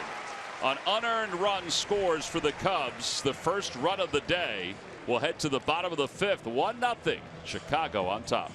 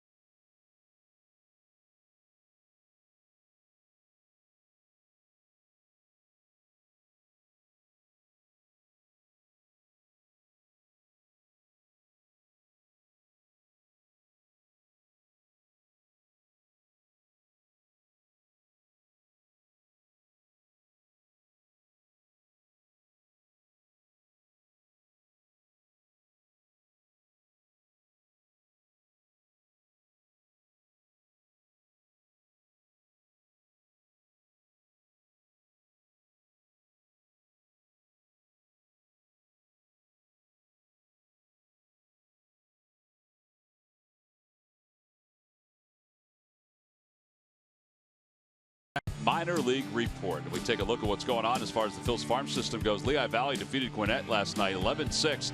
Taylor Featherston finished a double shy of the cycle. Jorge Alfaro had another home run. He had 4 RBIs in the win over Akron. Clearwater lost to Tampa 2-1, and Lakewood defeated Lexington 2-0. By the way, Reading with that victory, 40 wins now for the Reading Fightins. 40. Let me put that into perspective. I mean, you see what the Cubs have done with 40 wins. Bottom of the 5th inning, Lackey delivers to Cameron Rupp, and the first pitch outside and low, 1 ball and no strikes.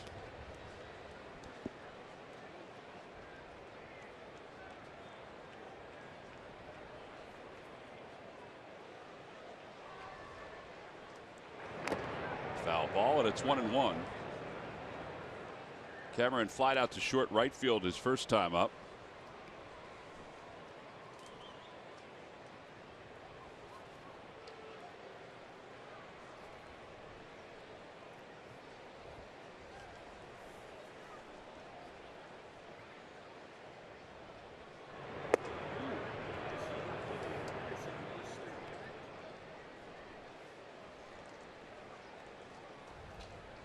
Well, the 2 starts against the Phils so far. He's basically done the same thing today that he did yesterday, or did last time.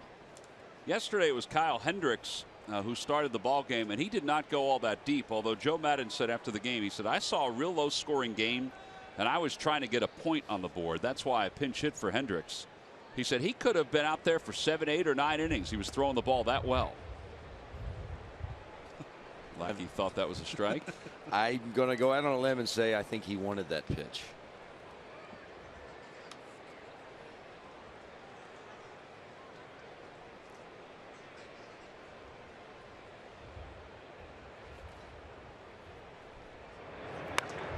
Fly ball right center field. Hayward and Fowler are out there. Hayward says he has it, and Fowler runs into him. It was a soft run. And there's one away.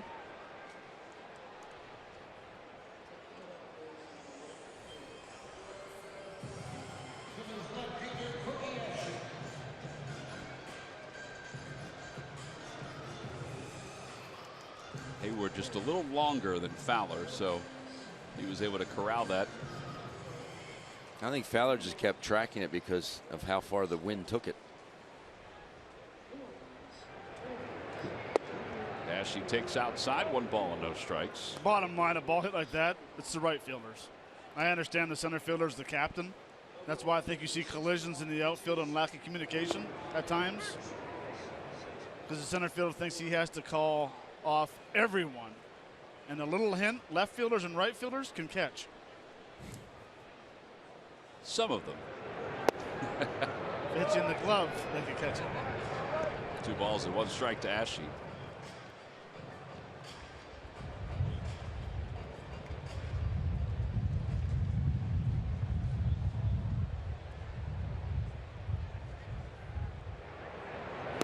Inside, 3 balls and 1 strike. Lackey's only allowed 1 base runner since the first inning. Toyota Major League Scoreboard, the Blue Jays on a Josh Donaldson 3-run home run lead the Tigers 7-2.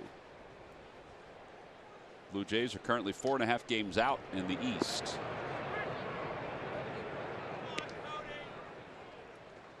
They as well lost on a walk-off last night by Ian Kinsler's chopper for a knock. 5 walk-offs last night in Major League Baseball. Wow.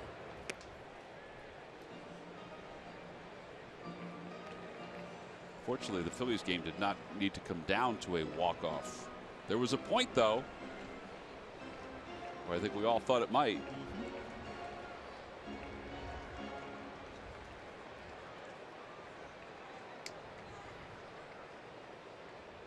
Montero wants it down. He got it down, and it's hooked out to right field, and Hayward comes sliding in to make the catch. Ashe hits it right on the nose for the second out, and Tyler Goodell is coming to the plate. Good piece of hitting here by Cody. Got a single his first time up. It's a 3-2 curveball here from Lackey. Rifles it in the right field, and Hayward comes in and robs him of a hit. Please replace all your divots. I don't think he did.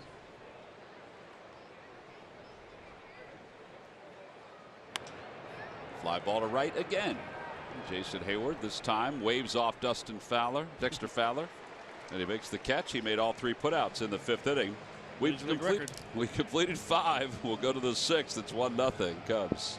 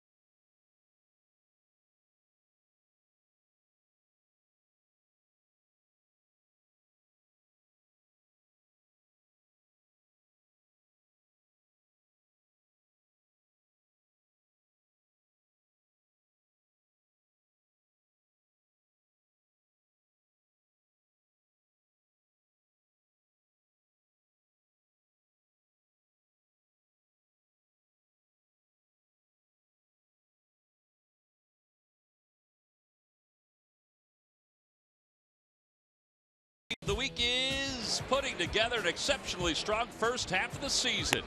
Following his last start, Aaron ranks third amongst National League starters in opponents' lowest on-base percentage.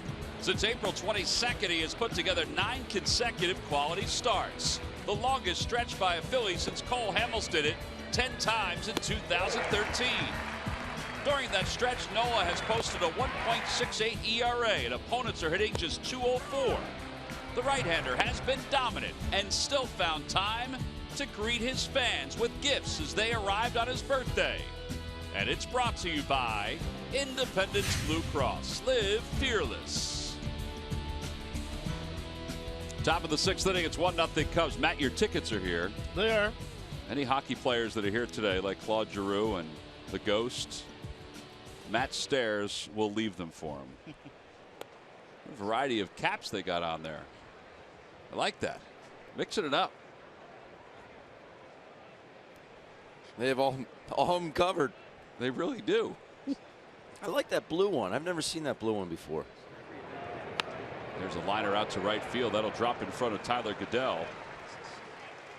So Hayward is aboard with a leadoff single here in the 6th inning against Andrew Bailey. And here is Chris Bryant, who is 0 for 2. He has struck out. He's also flied out to left.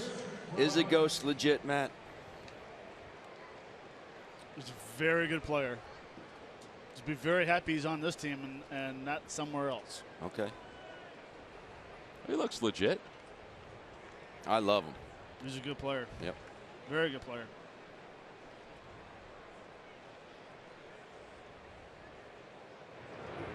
Bryant takes a fastball and it's 0-1. Bryant struck out looking and flied out to left.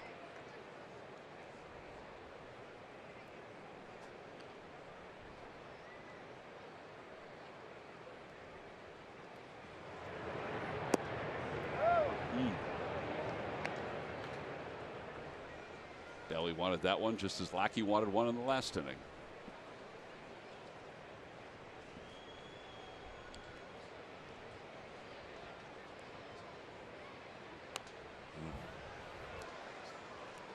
Is that too close for comfort there, yes, Ben? It was.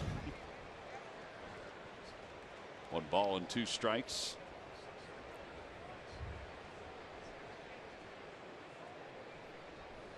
Mentioned the Cubs have lost 4 series this year. They've lost a series to the Rockies, the Giants, the Brewers, and the Padres.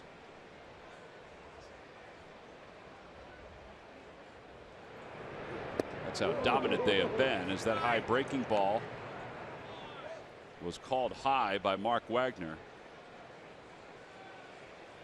Surprised Brian didn't swing at it. I'm surprised he didn't either, and I'm surprised he didn't get rung up on it.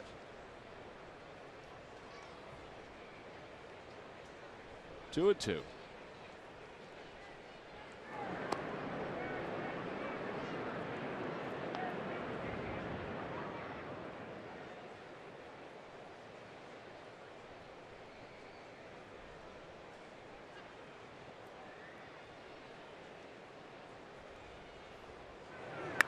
That ball is crushed deep to left field. No surprise that he swung at that one. A 2-run shot for Bryant. That's his 14th home run of the year. And it's now 3-0 Cubs on top. He is a strong kid. He is strong, but he got too many good pitches to hit in this at bat. This is a 93-mile-an-hour fastball. Oof. You know, Cameron wants it down and away, but this ends up belt high, middle, and it's just not a pitch that a hitter such as Chris Bryant is going to miss. That's a deep one. I mean, that's back all the way at the foot of Harry the K's. Anthony Rizzo's now the batter. He's 0 for 2. And he takes a fastball at the knees. It's 0-1. So Bryant now, who came in 5th in the league in RBIs, has climbed up that list with the 2 here today. His 43 slides him past Anthony Rizzo, who was 2nd.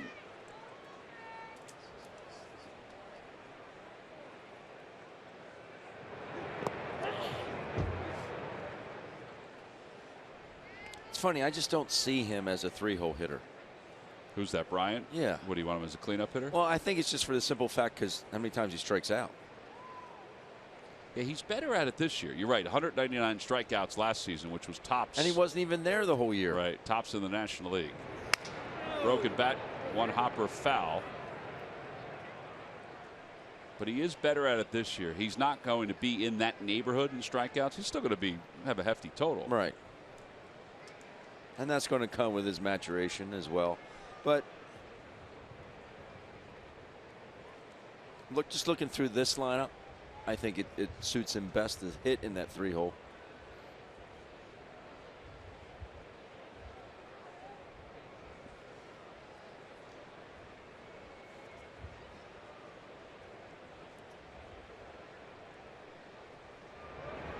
Curveball chopped out towards second base. And Cesar throws out Rizzo. One away. Ben Zobrist is coming up. Xfinity fireworks shows are scheduled to take place following the games on Friday, July 1st and Saturday, July 2nd. All part of a 3-game series against the Kansas City Royals. Tickets can be purchased anytime by going to Phillies.com. See, I think, and I'm thinking about that question, or your statement, Ben, I think Bryant's the perfect guy to hit third in this lineup because he's hitting in front of Rizzo. He's going to see a lot of fastballs. Let's say that him and this gentleman right here hitting, Zobrist switch spots. He's in the 5-hole. He's going to see a lot of those right there. So being in the 3-hole sees a lot of fastballs. Me personally, I think he's your best hitter on your team. So that you just This contend. lineup, yes. This particular lineup.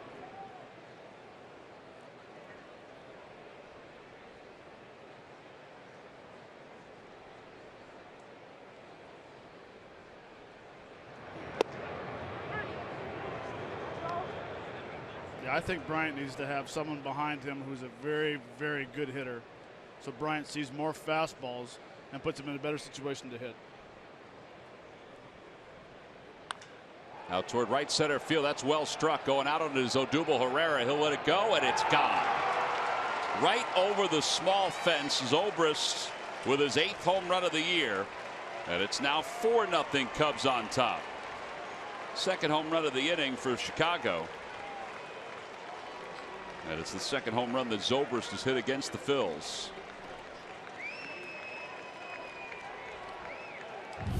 Well, he went on a little cold spell, but got a base hit his last time up and then now hits this home run from the left side of the plate.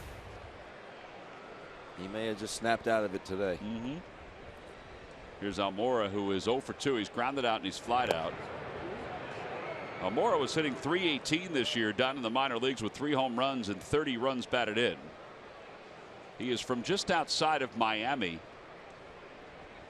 He did not have a chance to have a lot of his friends and family come up for his major league debut, partly because his dad, Al Sr., is in the final stages of his prostate cancer treatment. He's going through his last radiation treatment over these last couple days.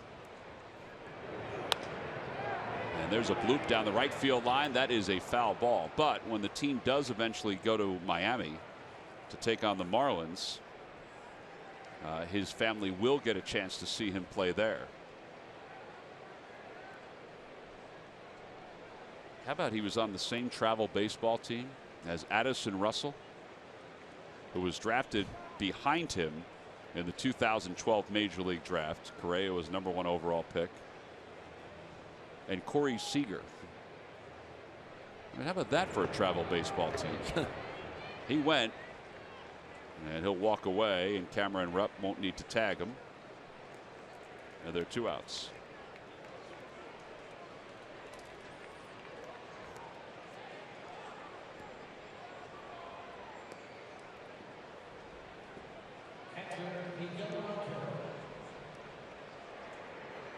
Colton Murray in the bullpen.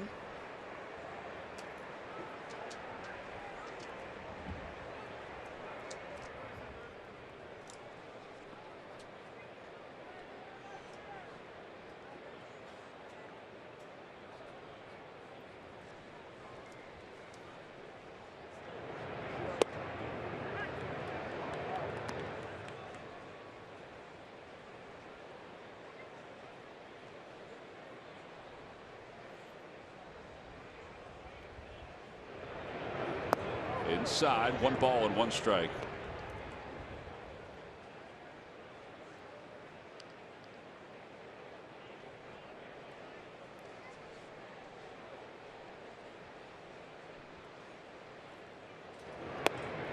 That runs inside, 2-1 to Montero. Montero today has singled. His ball that he hit in the 5th inning turned out to be a big piece of that inning. The Cubs scored an unearned run because Phillies were not able to turn a 1-6-3 double play. Over to the left side, Galvis backhands from the outfield. Grasso, 1 hopper, dug out by Ryan Howard. The side is retired. Nice that's play. why Freddie Galvis has the 2nd best fielding percentage among National League shortstops. They could find plays like that. The Cubs, though, score 3.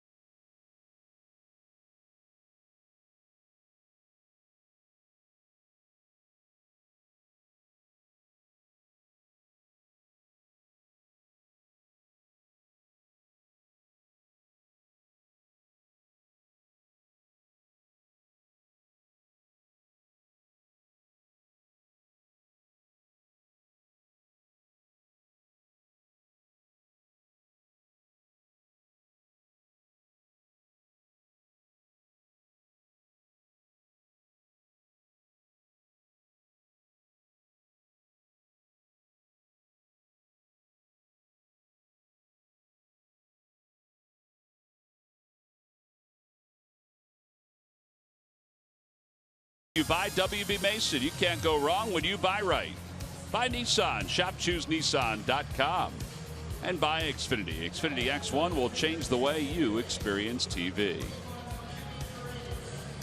4-0 Cubs on top. They had a couple home runs. They're half of the 6th inning. The exit velocity on the Bryant home run was 107. The exit velocity on the Zobrist home run was 106. Wow. I thought his would be much higher than Zobrist's. The exit velocity, that is. There's Zobrist. Well, you got to remember, too, though, one came off a fastball, the other one came off a curveball. Okay, that's a good point. Paredes pitch hitting takes low and in, 1-0.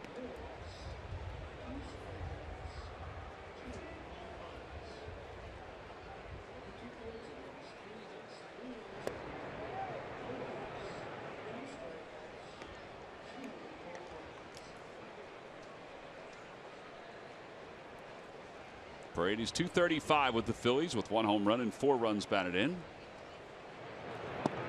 Inside, 2-1. Love for the Phillies just to answer back some way, somehow, even if they only get 1 run. Just put something on the board. You have 4 tries at it.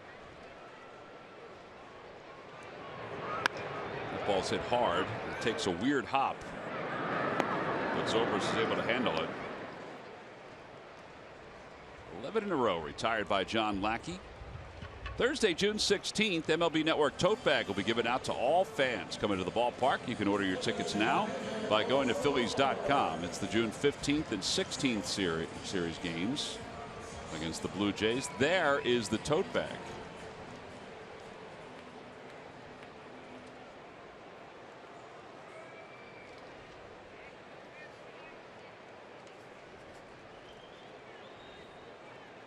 Odubel Herrera is 1 for 2. He singled and grounded out. You can put a lot of peanut butter cups in there, Tom. You sure can. Just got to keep it in a cool place. Cool, dry place. Odubel takes a strike. It's 0-1.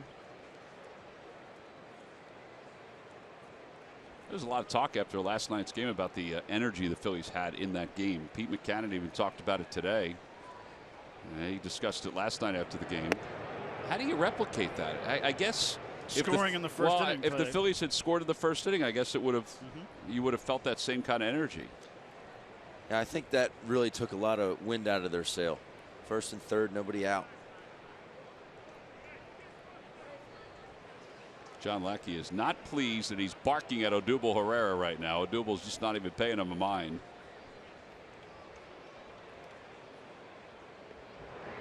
Swing and a miss. It's 1-2. Good change up there by Lackey. Hasn't thrown a ton today. Hasn't really had to. 4% of his pitches have been changeups. A lot of fastballs and sliders. And Odubel with an awkward swing. And that's 12 in a row retired by John Lackey. 2 outs here in the 6th. And Cesar Hernandez is coming up. Whiff percentage on the slider is up drastically from last season. And I went and I asked David Ross today, I said, why is that?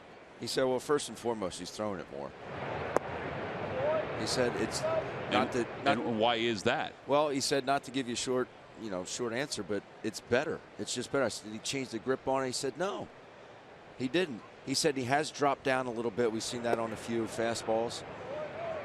But overall, the slider has just been better. He's missing more bats with it. And therefore, he said, we feel like we need to call it more. He's always had that big curveball. That's something he's had since he came up with Anaheim. And a cutter back then. And a cutter. So he can make balls go to different sides of the plate.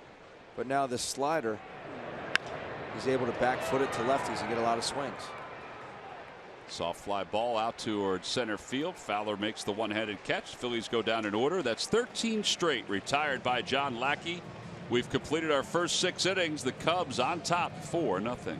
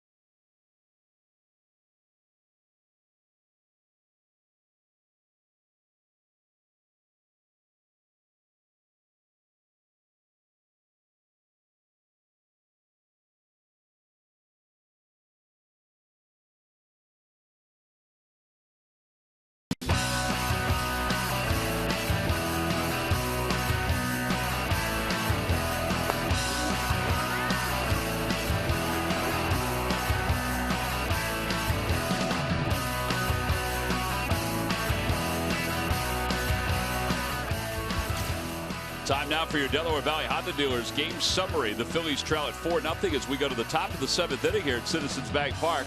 John Lackey's been outstanding for the Cubs. 6 strikeouts over 6 innings of work. Vince Velasquez left the game with right bicep soreness, and Brett Oberholzer pitched 4 innings out of the bullpen as the long man.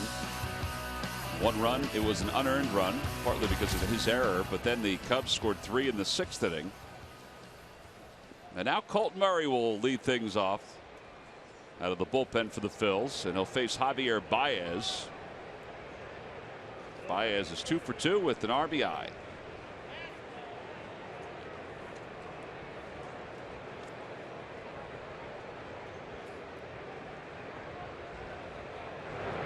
Joe's bunt takes low. 1 ball, no strikes.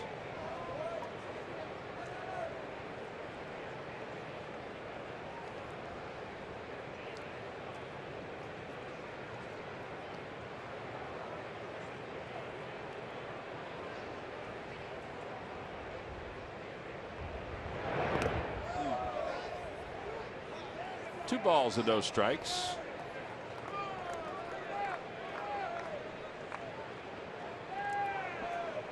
Lester making a nice play in the dugout. Was that Lester? Yeah. Did he toss it into the crowd? Yep, he did.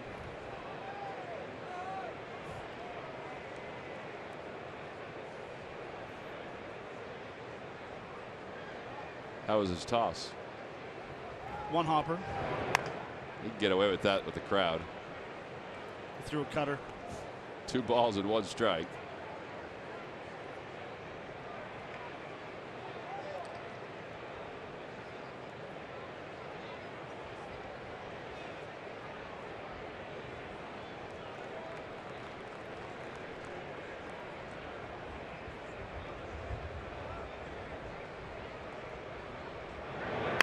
And a liner out to left field. Cody Ashe on the run. It's over his head. A 1 hop off the wall. And Baez is 3 for 3 this afternoon. That's his 6th double of the year. He sure can pull a baseball. And he sure can get on top of a high fastball as well. Look how high this pitch is. It's up in the zone. Uses that top hand. So that's the easy swing right there. We've talked about it in the series so far. He'll take that massive swing, which is for the fans, helps him get loose, and he backs it off each time. But it's a good swing, and I've said this numerous times. When he went at that baseball, he was going at it with his hands, boom, to get on top. He didn't raise his upper body to go at the baseball. It's his 2nd 3-hit game of the year. Here's Lackey to sacrifice. He has 1 sacrifice bunt this season and 12 in his career, and he takes a fastball low. It's 1 ball and no strikes.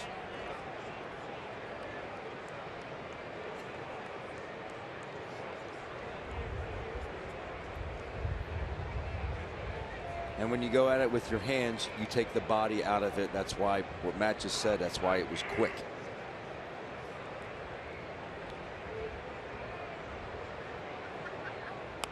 Bunts it in the air, foul. Now this is a play here where you need to try to get Baez. If you get the bunt down, you got to keep Baez from not getting to third base. The problem is that nobody's coming in from third base. So Murray's throwing the pitch. He's coming straight in. Ryan's coming in from first. Franco's reading the play at third base. Murray has to come over this air and get the bunt down the third baseline. He bunts it toward first. Murray's off the mound, and he'll just tag out Lackey. Now there's 1 away. So the sacrifice is successful. 1 unassisted. Why didn't you do that last at bat? First and second. That would have been a perfect bunt to do at the last at bat. Even though you want to hit it toward the third baseman usually when there's somebody on second. So why didn't he do it last at bat? I don't know. I'm telling you, Joe Madden, he'll keep you on your toes. I kind of like it. That's how those Hazeltonites are. He was meeting and greeting folks in game 1 of the series. He had a lot of people here. Infield is in, a fastball, and it's 0-1.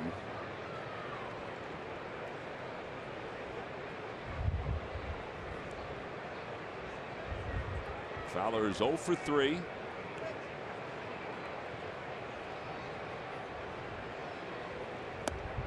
So 0-2. Good pitch by Murray.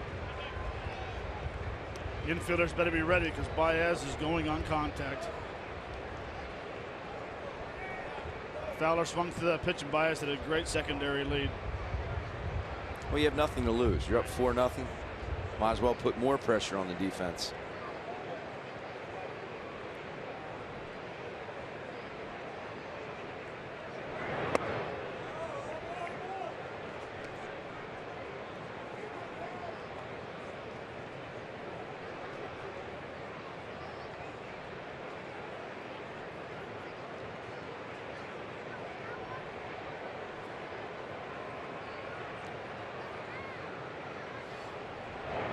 Breaking ball and a strike 3 call.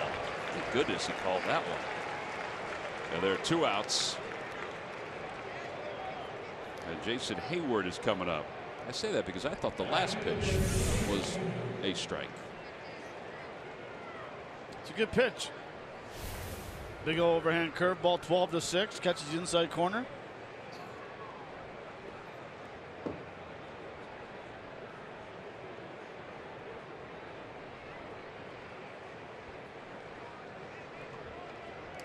Hayward is 1 for 2.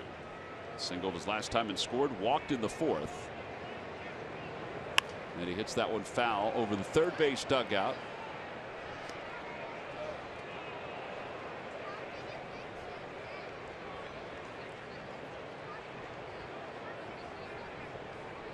Well, this crazy weather day is continuing to look a little crazier. Wind has picked up again. Next band of storms may miss us, though. Swing and a miss.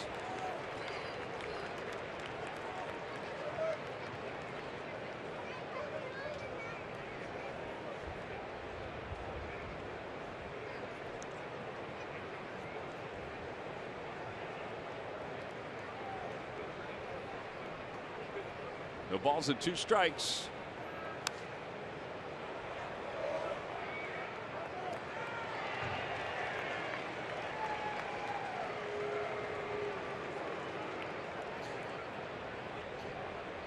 There's a happy family there, not only because of the score, but also because he got a foul ball. And they're not in school. That too. Murray's ready. Runner leads off third. And a strike 3 called. He came back with a slider. He gets back-to-back strikeouts. No runs, 1 hit, 1 man left in scoring position. Time to stretch here in Philadelphia.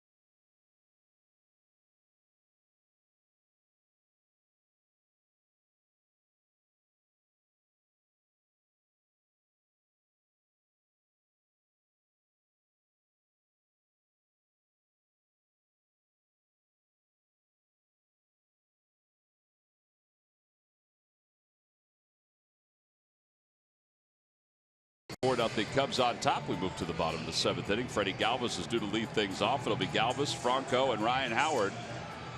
Well, it's time now for the Jeep Stuff the Fans trivia quiz answer. All right, guys, what was Matt Caesar's primary position for the Villanova football team? Wide receiver. Wide receiver is correct. Log back on to Phillies.com to find out if you're the winner of a Phillies prize pack. Out toward left field, Freddie Galvis punches the first pitch, and it's caught, 1 away. Although he had more yardage as a running back, he did go to school as a receiver.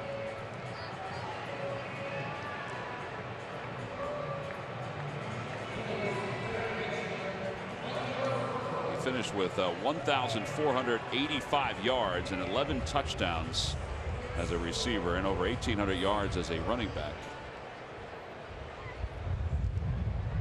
So with 1 away, Maikel Franco is going to be the hitter.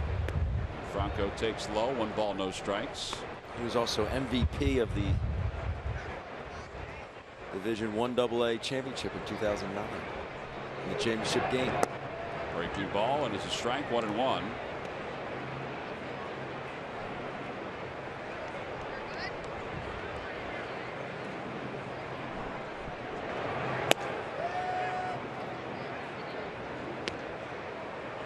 We got people running to higher land.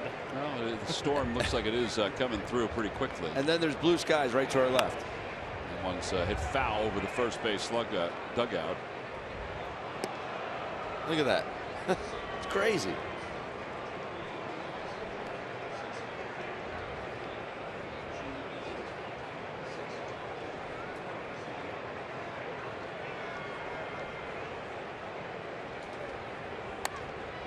Franco hits it off the front of the dugout.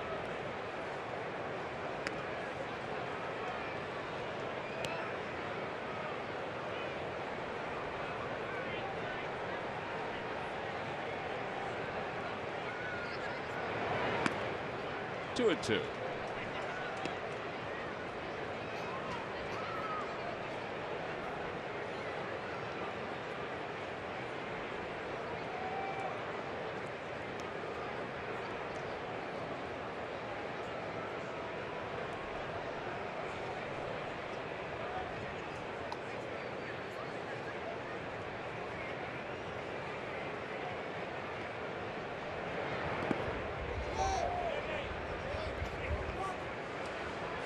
Much like Lester last night, Lackey pretty much stress-free innings throughout the course of this ball game. The first inning was really the only time where he had to really bear down, and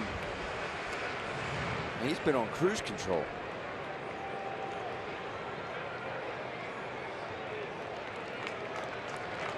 Swing and a miss.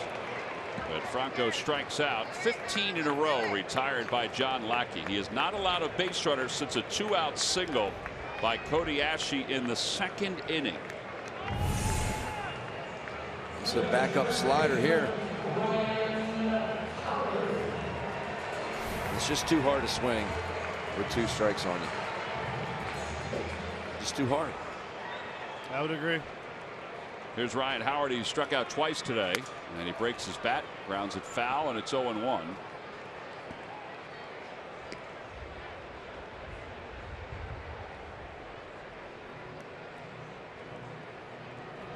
You got to be on your toes if you're Mike Miller. You never know if the Fanatic is going to have some silly string and has got some downtime.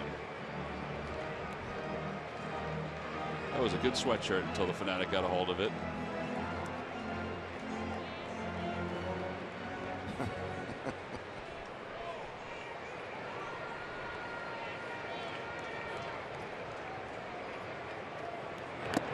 Oh, and 2 to Howard.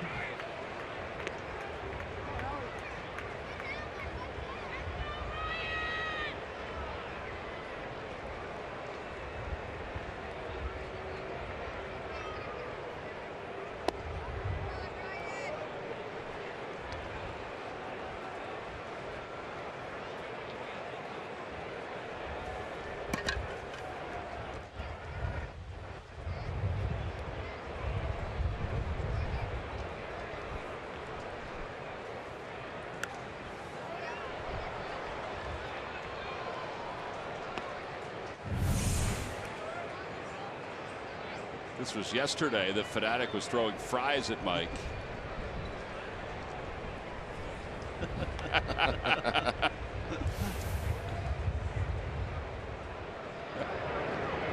Check swing, and did Howard go? No, this is Mike Winters, and it's 1 ball and 2 strikes. Troublemaker. Mike, you're a troublemaker. He said, I didn't do anything. It's not me. I wonder if it's the Temple sweatshirt. It's all him, he said.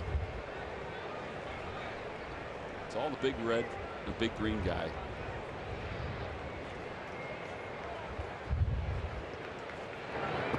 Howard checks again, and he went around this time, says Mike Winters. And the side is retired. 3 strikeouts today for Ryan Howard. He can't believe that Mike called that a strike. Let's take a look. And he did not go on that one. Yep. Nothing across. Phils go down in order. 16 straight retired by John Lester.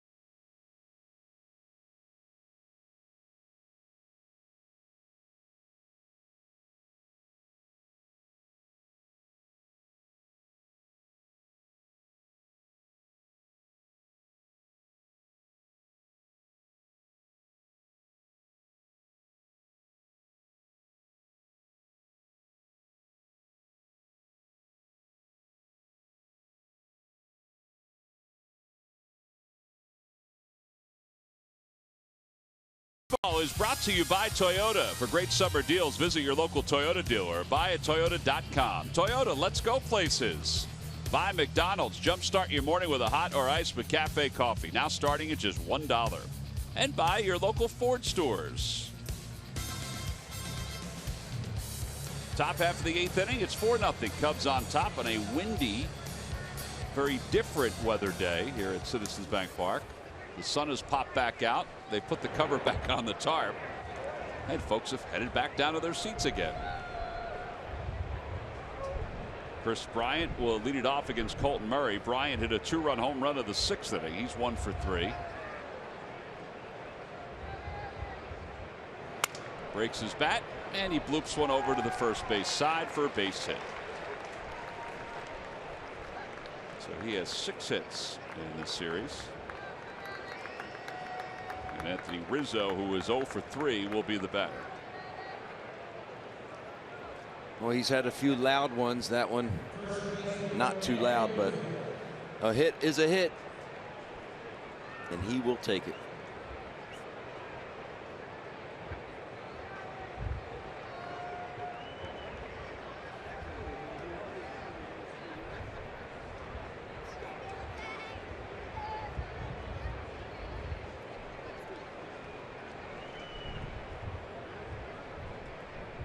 Runner goes. Pitch is taken low. Throw to second base by Rupp on one hop off the glove of Galvis. Bryant would have that bag stolen anyway, so he's in scoring position.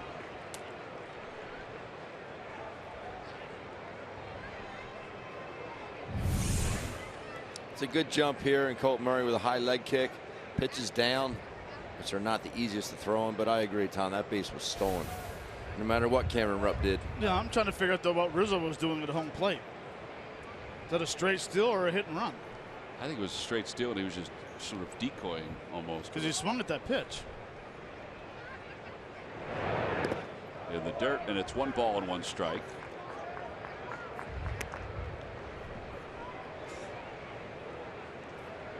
He swung at that pitch. He also ran up in the box, right, too. It was really interesting to see what he did. It's like he had no thoughts of even trying to make contact. Like, ball was in his glove when he swung I at have it. no idea what he was doing. Maybe he doesn't either. It happens. Opposite way. Ashe on the run, and he won't get it. Now Bryant will score easily. Rizzo will go to second. RBI double. And it's now 5-0. Cubs on top.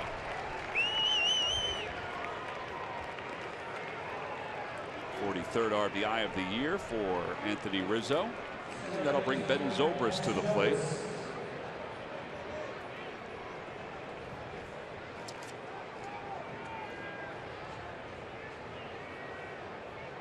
Just to have these RBI numbers that the Cubs have.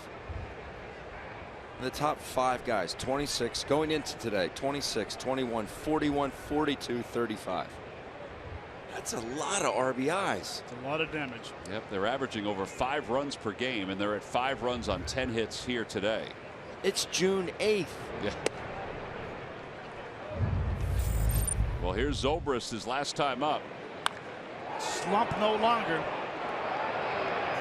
It's a curveball down that corner of the 398 sign in right center. That was a line drive. Exit velocity 106. 106.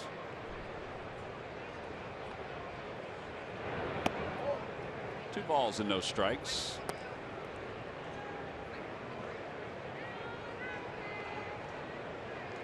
Well, here it is, the plus 147 run differential. 147. Red Sox are second with 71 run plus 71, excuse me.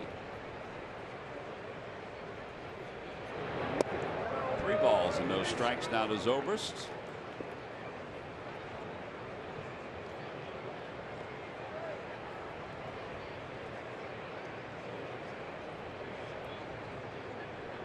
Can't stop shaking my head at that.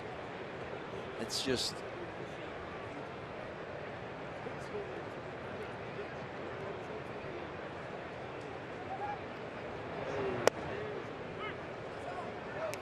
Very impressive, that's for sure. Yeah, those type of numbers. It is.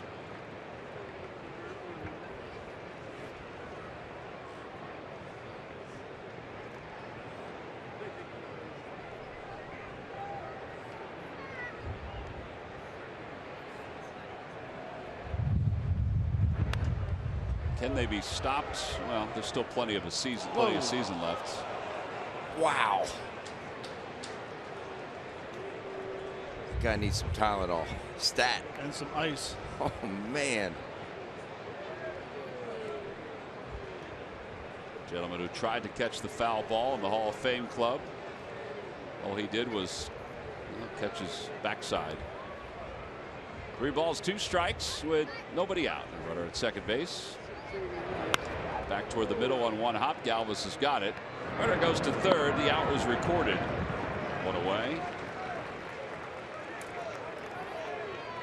And Rizzo's at third. And Almora will come up. Time now for a Hyundai defensive play of the game. This is in the first inning. First and third man out. Almora comes up. Gets behind it, the wind brings it back towards the infield and comes up and throws an absolute strike to home. No chance of Herrera. I like the fact that the wind brought it back. Good motion, good exchange, strong throw. Herrera in the muddy. That is your Hyundai defensive play of the game, brought to you by local Hyundai dealers. Breaking ball, and it's 0-1 to him here. Still looking for his first major league hit. He's 0 for 4, 0 for 3 today. 68 hits while down in AAA.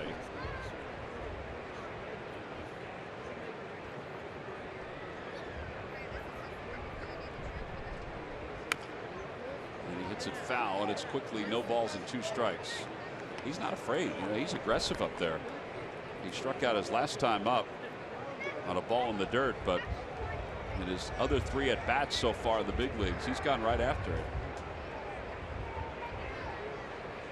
I like his setup. He has a little open stance. You got this little squat, but he needs to stay in that position. Instead of coming up a little bit. Yeah, Ben mentioned it earlier about coming out of your stance. That swing right there, he came up a little bit with that back leg. If you start low, you need to finish low. And if you start high, standing up straight, you need to finish low. So you need to use that back leg for balance wise and for driving the ball to stay on it longer. Back toward the box, off the glove of Murray, and it leaks into center field. A run will score. Almora is aboard. And it's 6-0 Cubs. That was definitely a playable ball for Colton Murray, but it has been scored a single. The first major league hit for Albert Almora gets him his first major league RBI.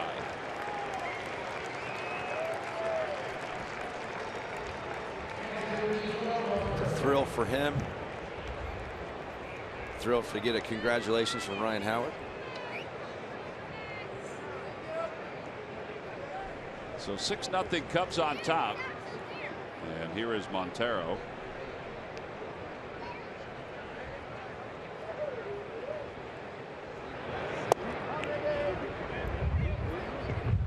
One ball and no strikes to Montero, who singled in the third. You know who I'd like to see pitch this game? Who's that? In the 9th inning is Hector Neris. Bring him in a situation, 6-0. Come in there, try to work on something. You know, he's had a tougher couple of weeks. Maybe get his confidence up a little bit and have a scoreless inning where he doesn't have to worry about going up and saving a game or holding a game. It's not a bad idea. Somebody's going to get up in a moment. Probably Araujo. Yep, Elvis Araujo off with the sweatshirt.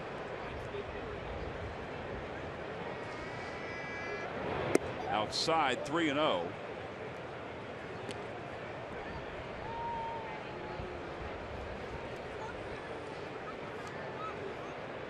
Baez on deck. He has 3 hits already today. 6 runs now on 11 hits for the Cubs. Green light, 3-0. 6-0. Green light. Top of the 8th inning. Boys, I wish I could hear LA right now.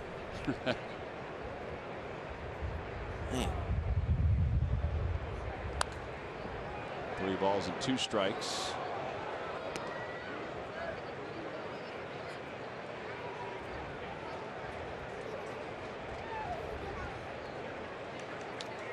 Yeah, you would think Miguel, being a veteran guy, would know the situation.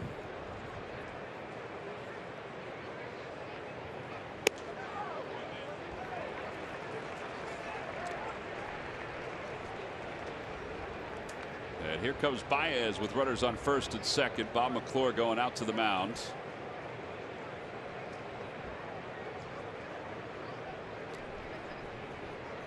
Well, this was a scoreless game until the 5th inning. The Cubs scored an unearned run in their half of the 5th. And then scored 3 runs in the 6th inning. A 2-run home run and a solo home run. Before adding 2 more here in the 8th. By month, here's what the Cubs have done. Phillies remember those kind of numbers, right? That's how they were when they were winning all those divisions. ERA is just, I know the offensive numbers are beyond anything that, for the most part, that we've seen this year. Those pitching numbers are just stellar pitching numbers. I'll say this about their pitching staff, since we're on the topic. It's one thing to have the stuff, but to know how to pitch with that stuff, these guys know how to do it. Yeah. Yeah, you could say that John Lackey probably has the least quote-unquote stuff on the team, but the dude he knows how to pitch. Yeah. He knows how to pitch. The same can be said for their offense. Does this offense have the talent to hit the ball over the field? Yes. But their approach is what enables them to do that. They have the talent. They have the quick bats.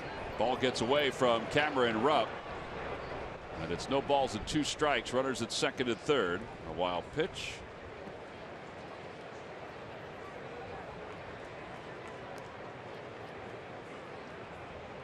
So it's one thing to be gifted with a specific talent on the baseball field, but if you don't know how to use it, that talent isn't any good to you.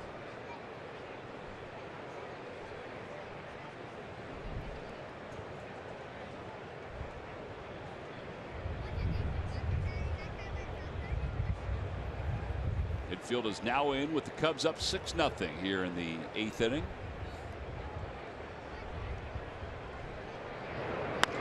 Back toward the middle into center field, a base hit. 1 run is in. Montero's being waved home. Odubel Herrera's throw is cut off by Galvis and flipped to second base, and Baez is out at second base. 2 runs do score on the RBI, the 2-run single by Baez. And it's 8-0 Chicago. It's a heck of a play by Freddie Galvis, though, with the glove. Unbelievable. I was watching Baez. I'm like, he's not even slowing down. No. He's assuming that Herrera is going to throw home. Even if he hits the cutoff man by the mound, he's still going to get the second base.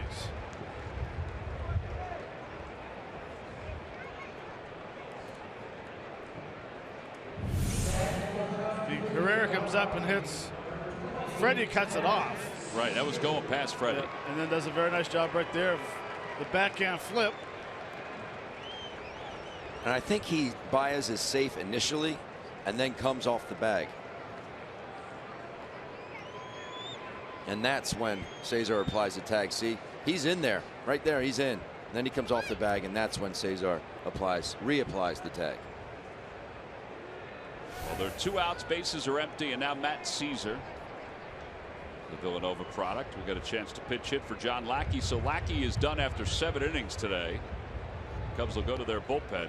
Caesar's been good as a pinch hitter. The Cubs .242 as pinch hitters this year.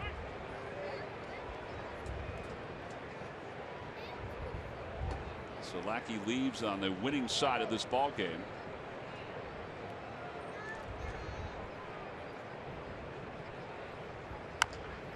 Over toward third. Franco charges, has it, gets his bearings, throws to first, and it's in time to get Caesar. That was a very good play by Maikel Franco. but 4 runs do score in the inning for the Cubs. They don't leave anybody. We'll leave for the bottom of the 8th. It's 8-0 Chicago.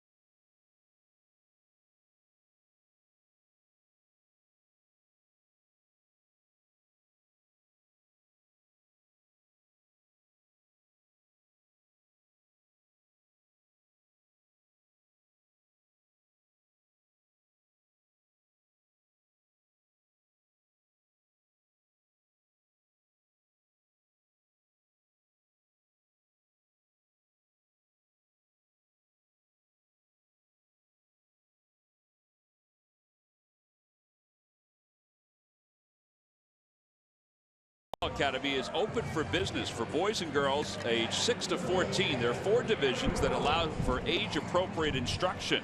You can call 610-520-3400 for more information, or go to the community section at Phillies.com.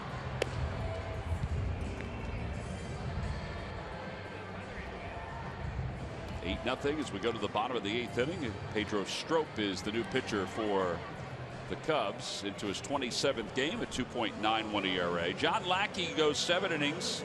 He allows 3 hits, no runs, 8 strikeouts. He retired the last 16 hitters that he faced. And now Strop will face Cameron Rupp, Cody Ashe, and Tyler Goodell here in the bottom of the 8th inning.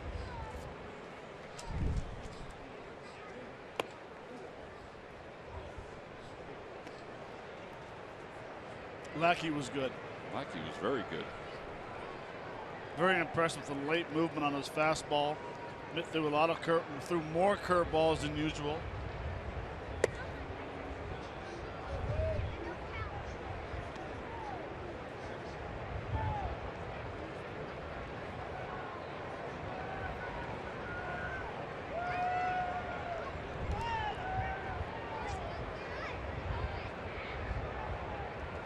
Is he even coming like at all to a set or anything? I mean, he's just whoop, whoop, disrupting the timing right now of Cameron Rupp. He's asking for time. Now time is called.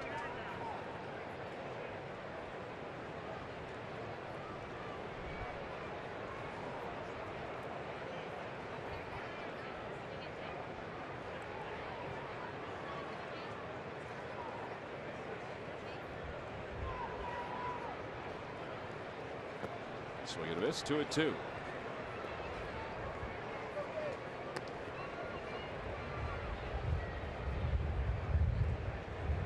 He's got a different little leg kick. Strop does. He comes set behind his right ear and has that quick leg kick.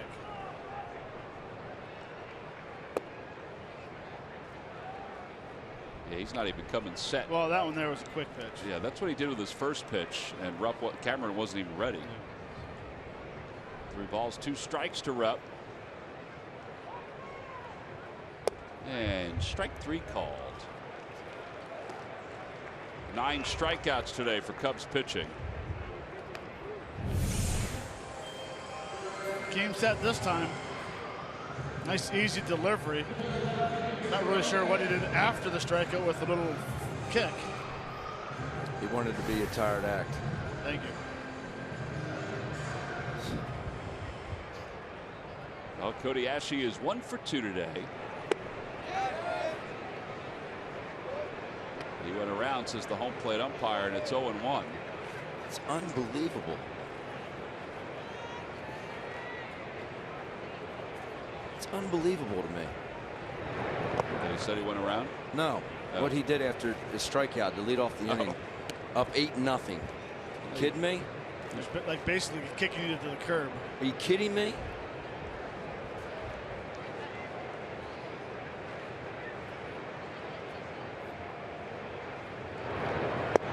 One ball and 2 strikes.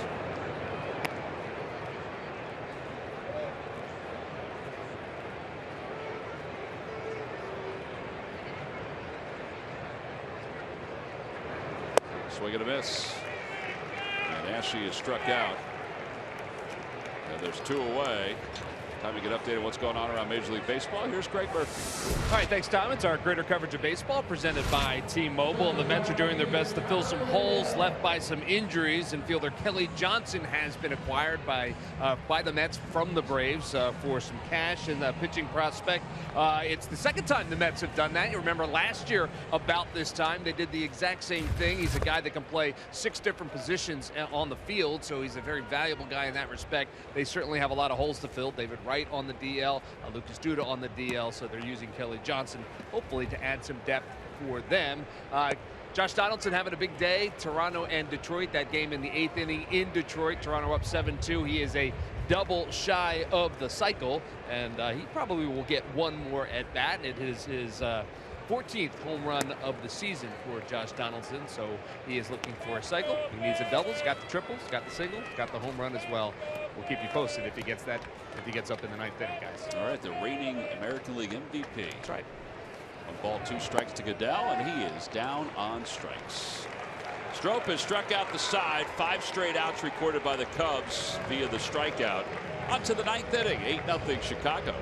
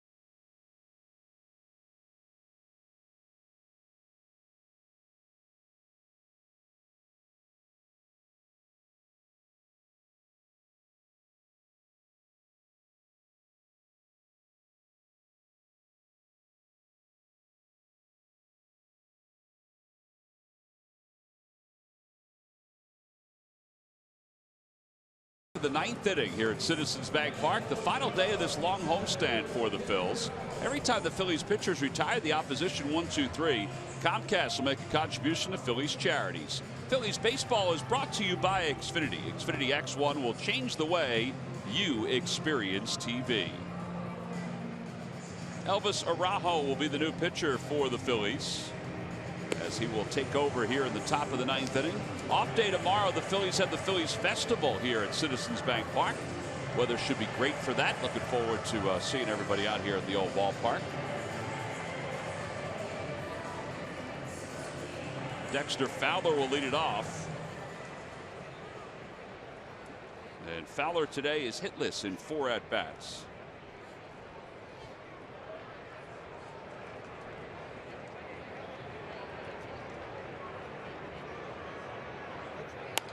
Fouls the first pitch off to the Hall of Fame club. And it's no balls and 1 strike. It'll be Fowler, Jason Hayward, and Chris Bryant. Those are guys who are due up.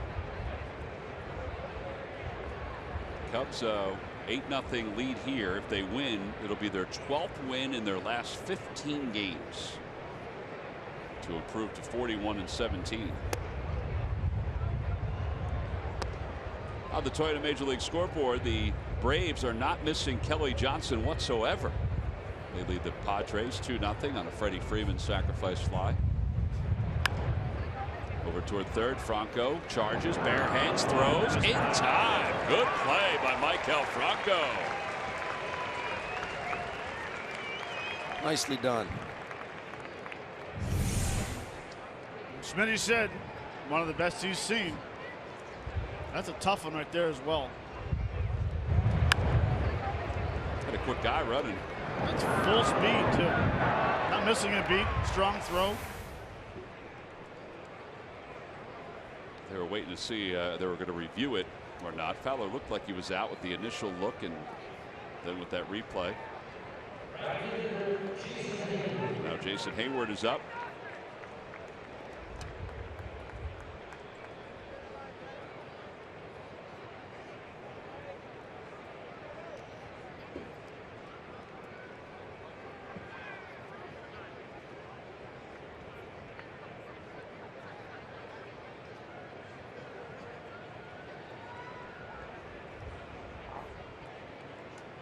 In the dirt, and it's 1 ball and no strikes.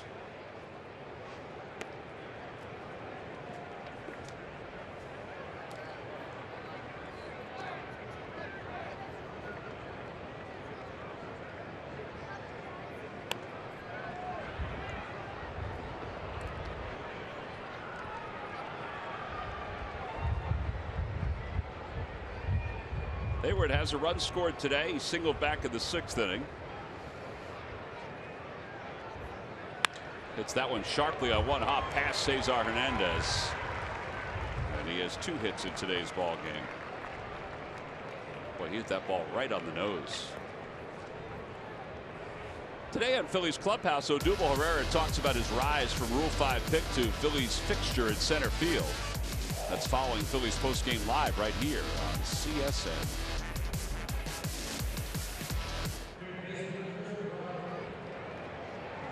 Odubel certainly is a story all by himself. I mean, the fact that he had not played above Double-A with the Rangers, and the Phillies took him in the Rule 5 draft and put together a stellar rookie season last year.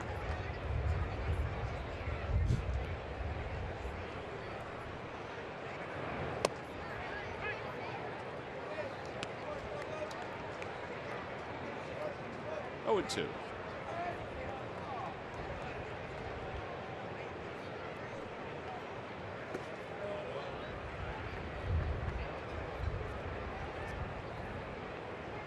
Going back to Hayward's single that he hit off Araujo, you got to have a little more confidence after hitting a ball that hard versus a left-hander. I mean, really, I mean, as a lefty on lefty and you hit a ball that hard, you feel pretty good. Squared it up pretty nicely, hit up the middle. It was loud up here in the booth. You're saying he should have more confidence. Oh yeah, absolutely. Yeah. I mean, he's not a 225 hitter by no means.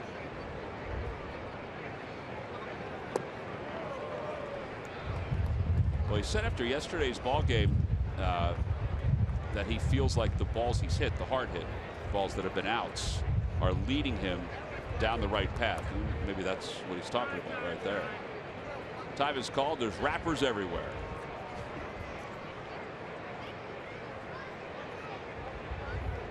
I feel like I'm back at Shea Stadium.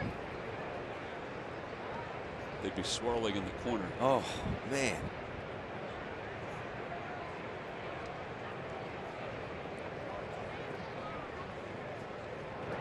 Swing and a miss. That ball just tied him up. So he bookends his day with strikeouts, but in the middle has a 2-run home run and a single and a run scored. 2 outs, and here's Anthony Rizzo.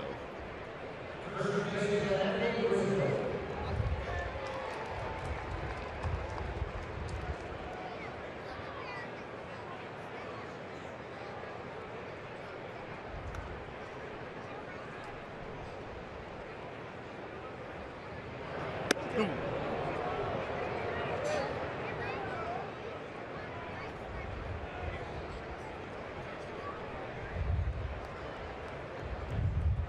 How that missed him, I have no idea.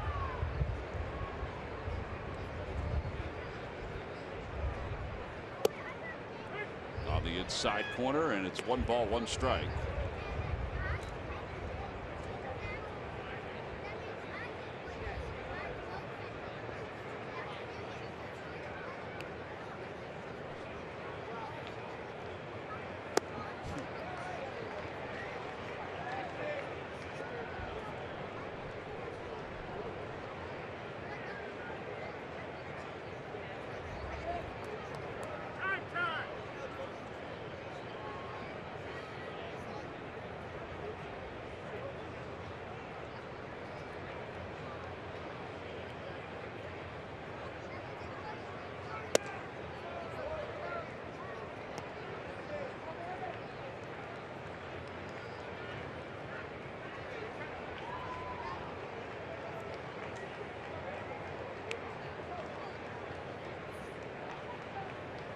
Check swing. Did he go? Yes, he did, says Mike Winters.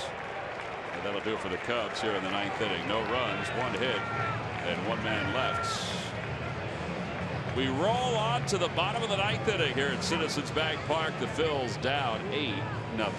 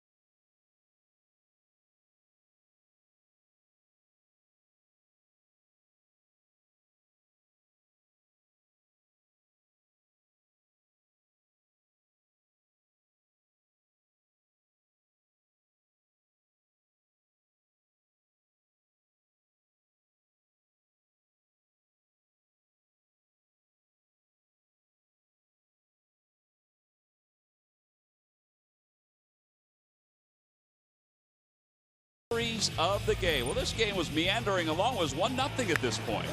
It was until their bats started to wake up a little bit. Chris Bryant goes up top here for a 2-run homer. Ben Zobrist immediately follows with a bullet to right center, which almost went in the Phillies bullpen. And they are your W.B. Mason deliveries of the game. All right, so now we go to the bottom of the 9th inning as this series comes to a close. The Phillies trail at 8-0. And Clayton Richard will be the new pitcher for the Cubs. Richard 0-1, an ERA of 8. And he will face Tommy Joseph, who is going to pinch hit for the Phillies. 19 consecutive hitters have been retired by Cubs pitching. John Lackey, 7 innings, 3 hits.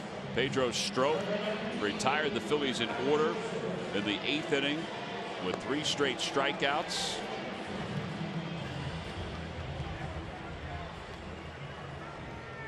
And with the exception of a line out by Cody Ashe on the nice diving play by Hayward, I can't think of too many balls that have been hit hard. Well, here's Tommy Joseph as Pete Mackanin puts him up as a pinch hitter.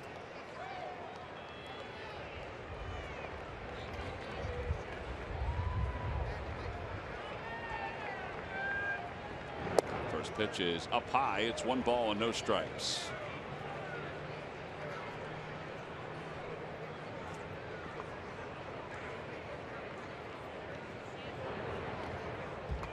Two and 0.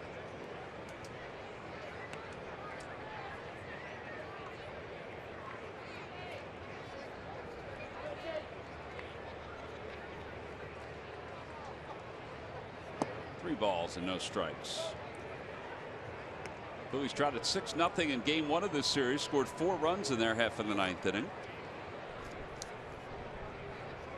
There's Odubel on deck, and Joseph walks on 4 pitches.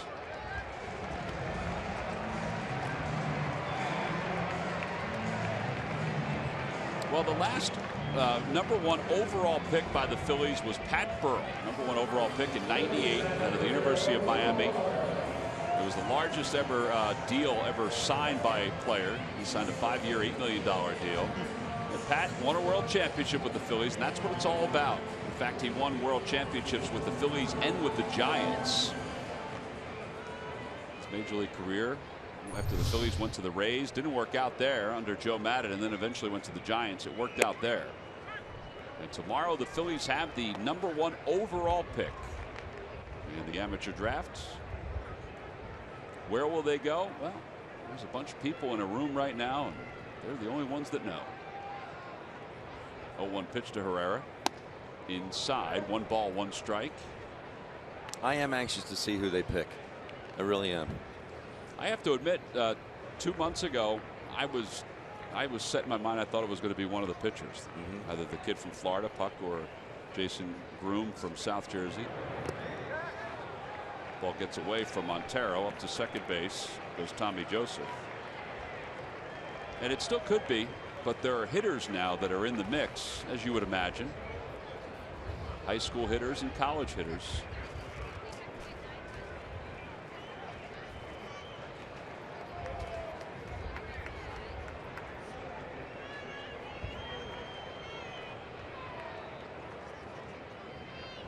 Correct myself on that. That is a pass ball, not a wild pitch.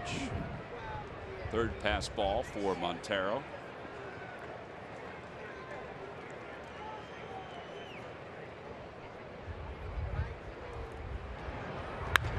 To the right side, backing up on it, Zobrist, and he throws out Odubel. Over to third base goes Tommy Joseph. 4-3 on the putout, and 1 away. Ricky Pitalico is standing by with Marshall Harris to break down today's ball game. Only on Pure Auto Insurance presents Phillies Postgame Live. We'll also hear from Pete McCann, get his assessment of this game.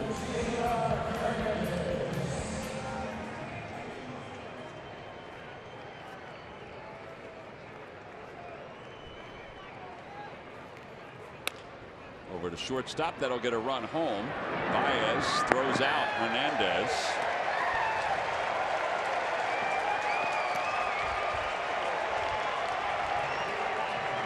RBI for Cesar, his 14th. And here's Freddie Galvis. Phillies down to their final out, down 8-1.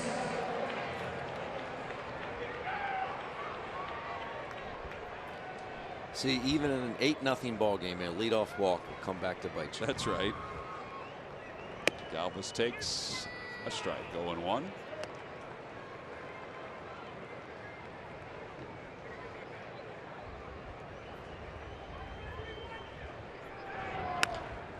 Left side, charging is Bryant. He's got it, and the ball game is over. The Cubs have taken 2 of 3 for the Phillies and 5 of 6 in this season series as they win today in a commanding fashion by a final of 8-1.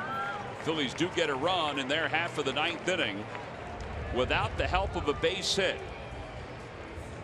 They managed just 3 hits, and Cubs pitching retired 22 of the last 23 hitters that they faced, and one of the big reasons why is because of our Chevrolet player of the game. It seems like we just keep pointing fingers at the Cubs pitching staff. Well, as you should, because they have a great game plan. Lackey today, excuse me, his stuff was pretty good.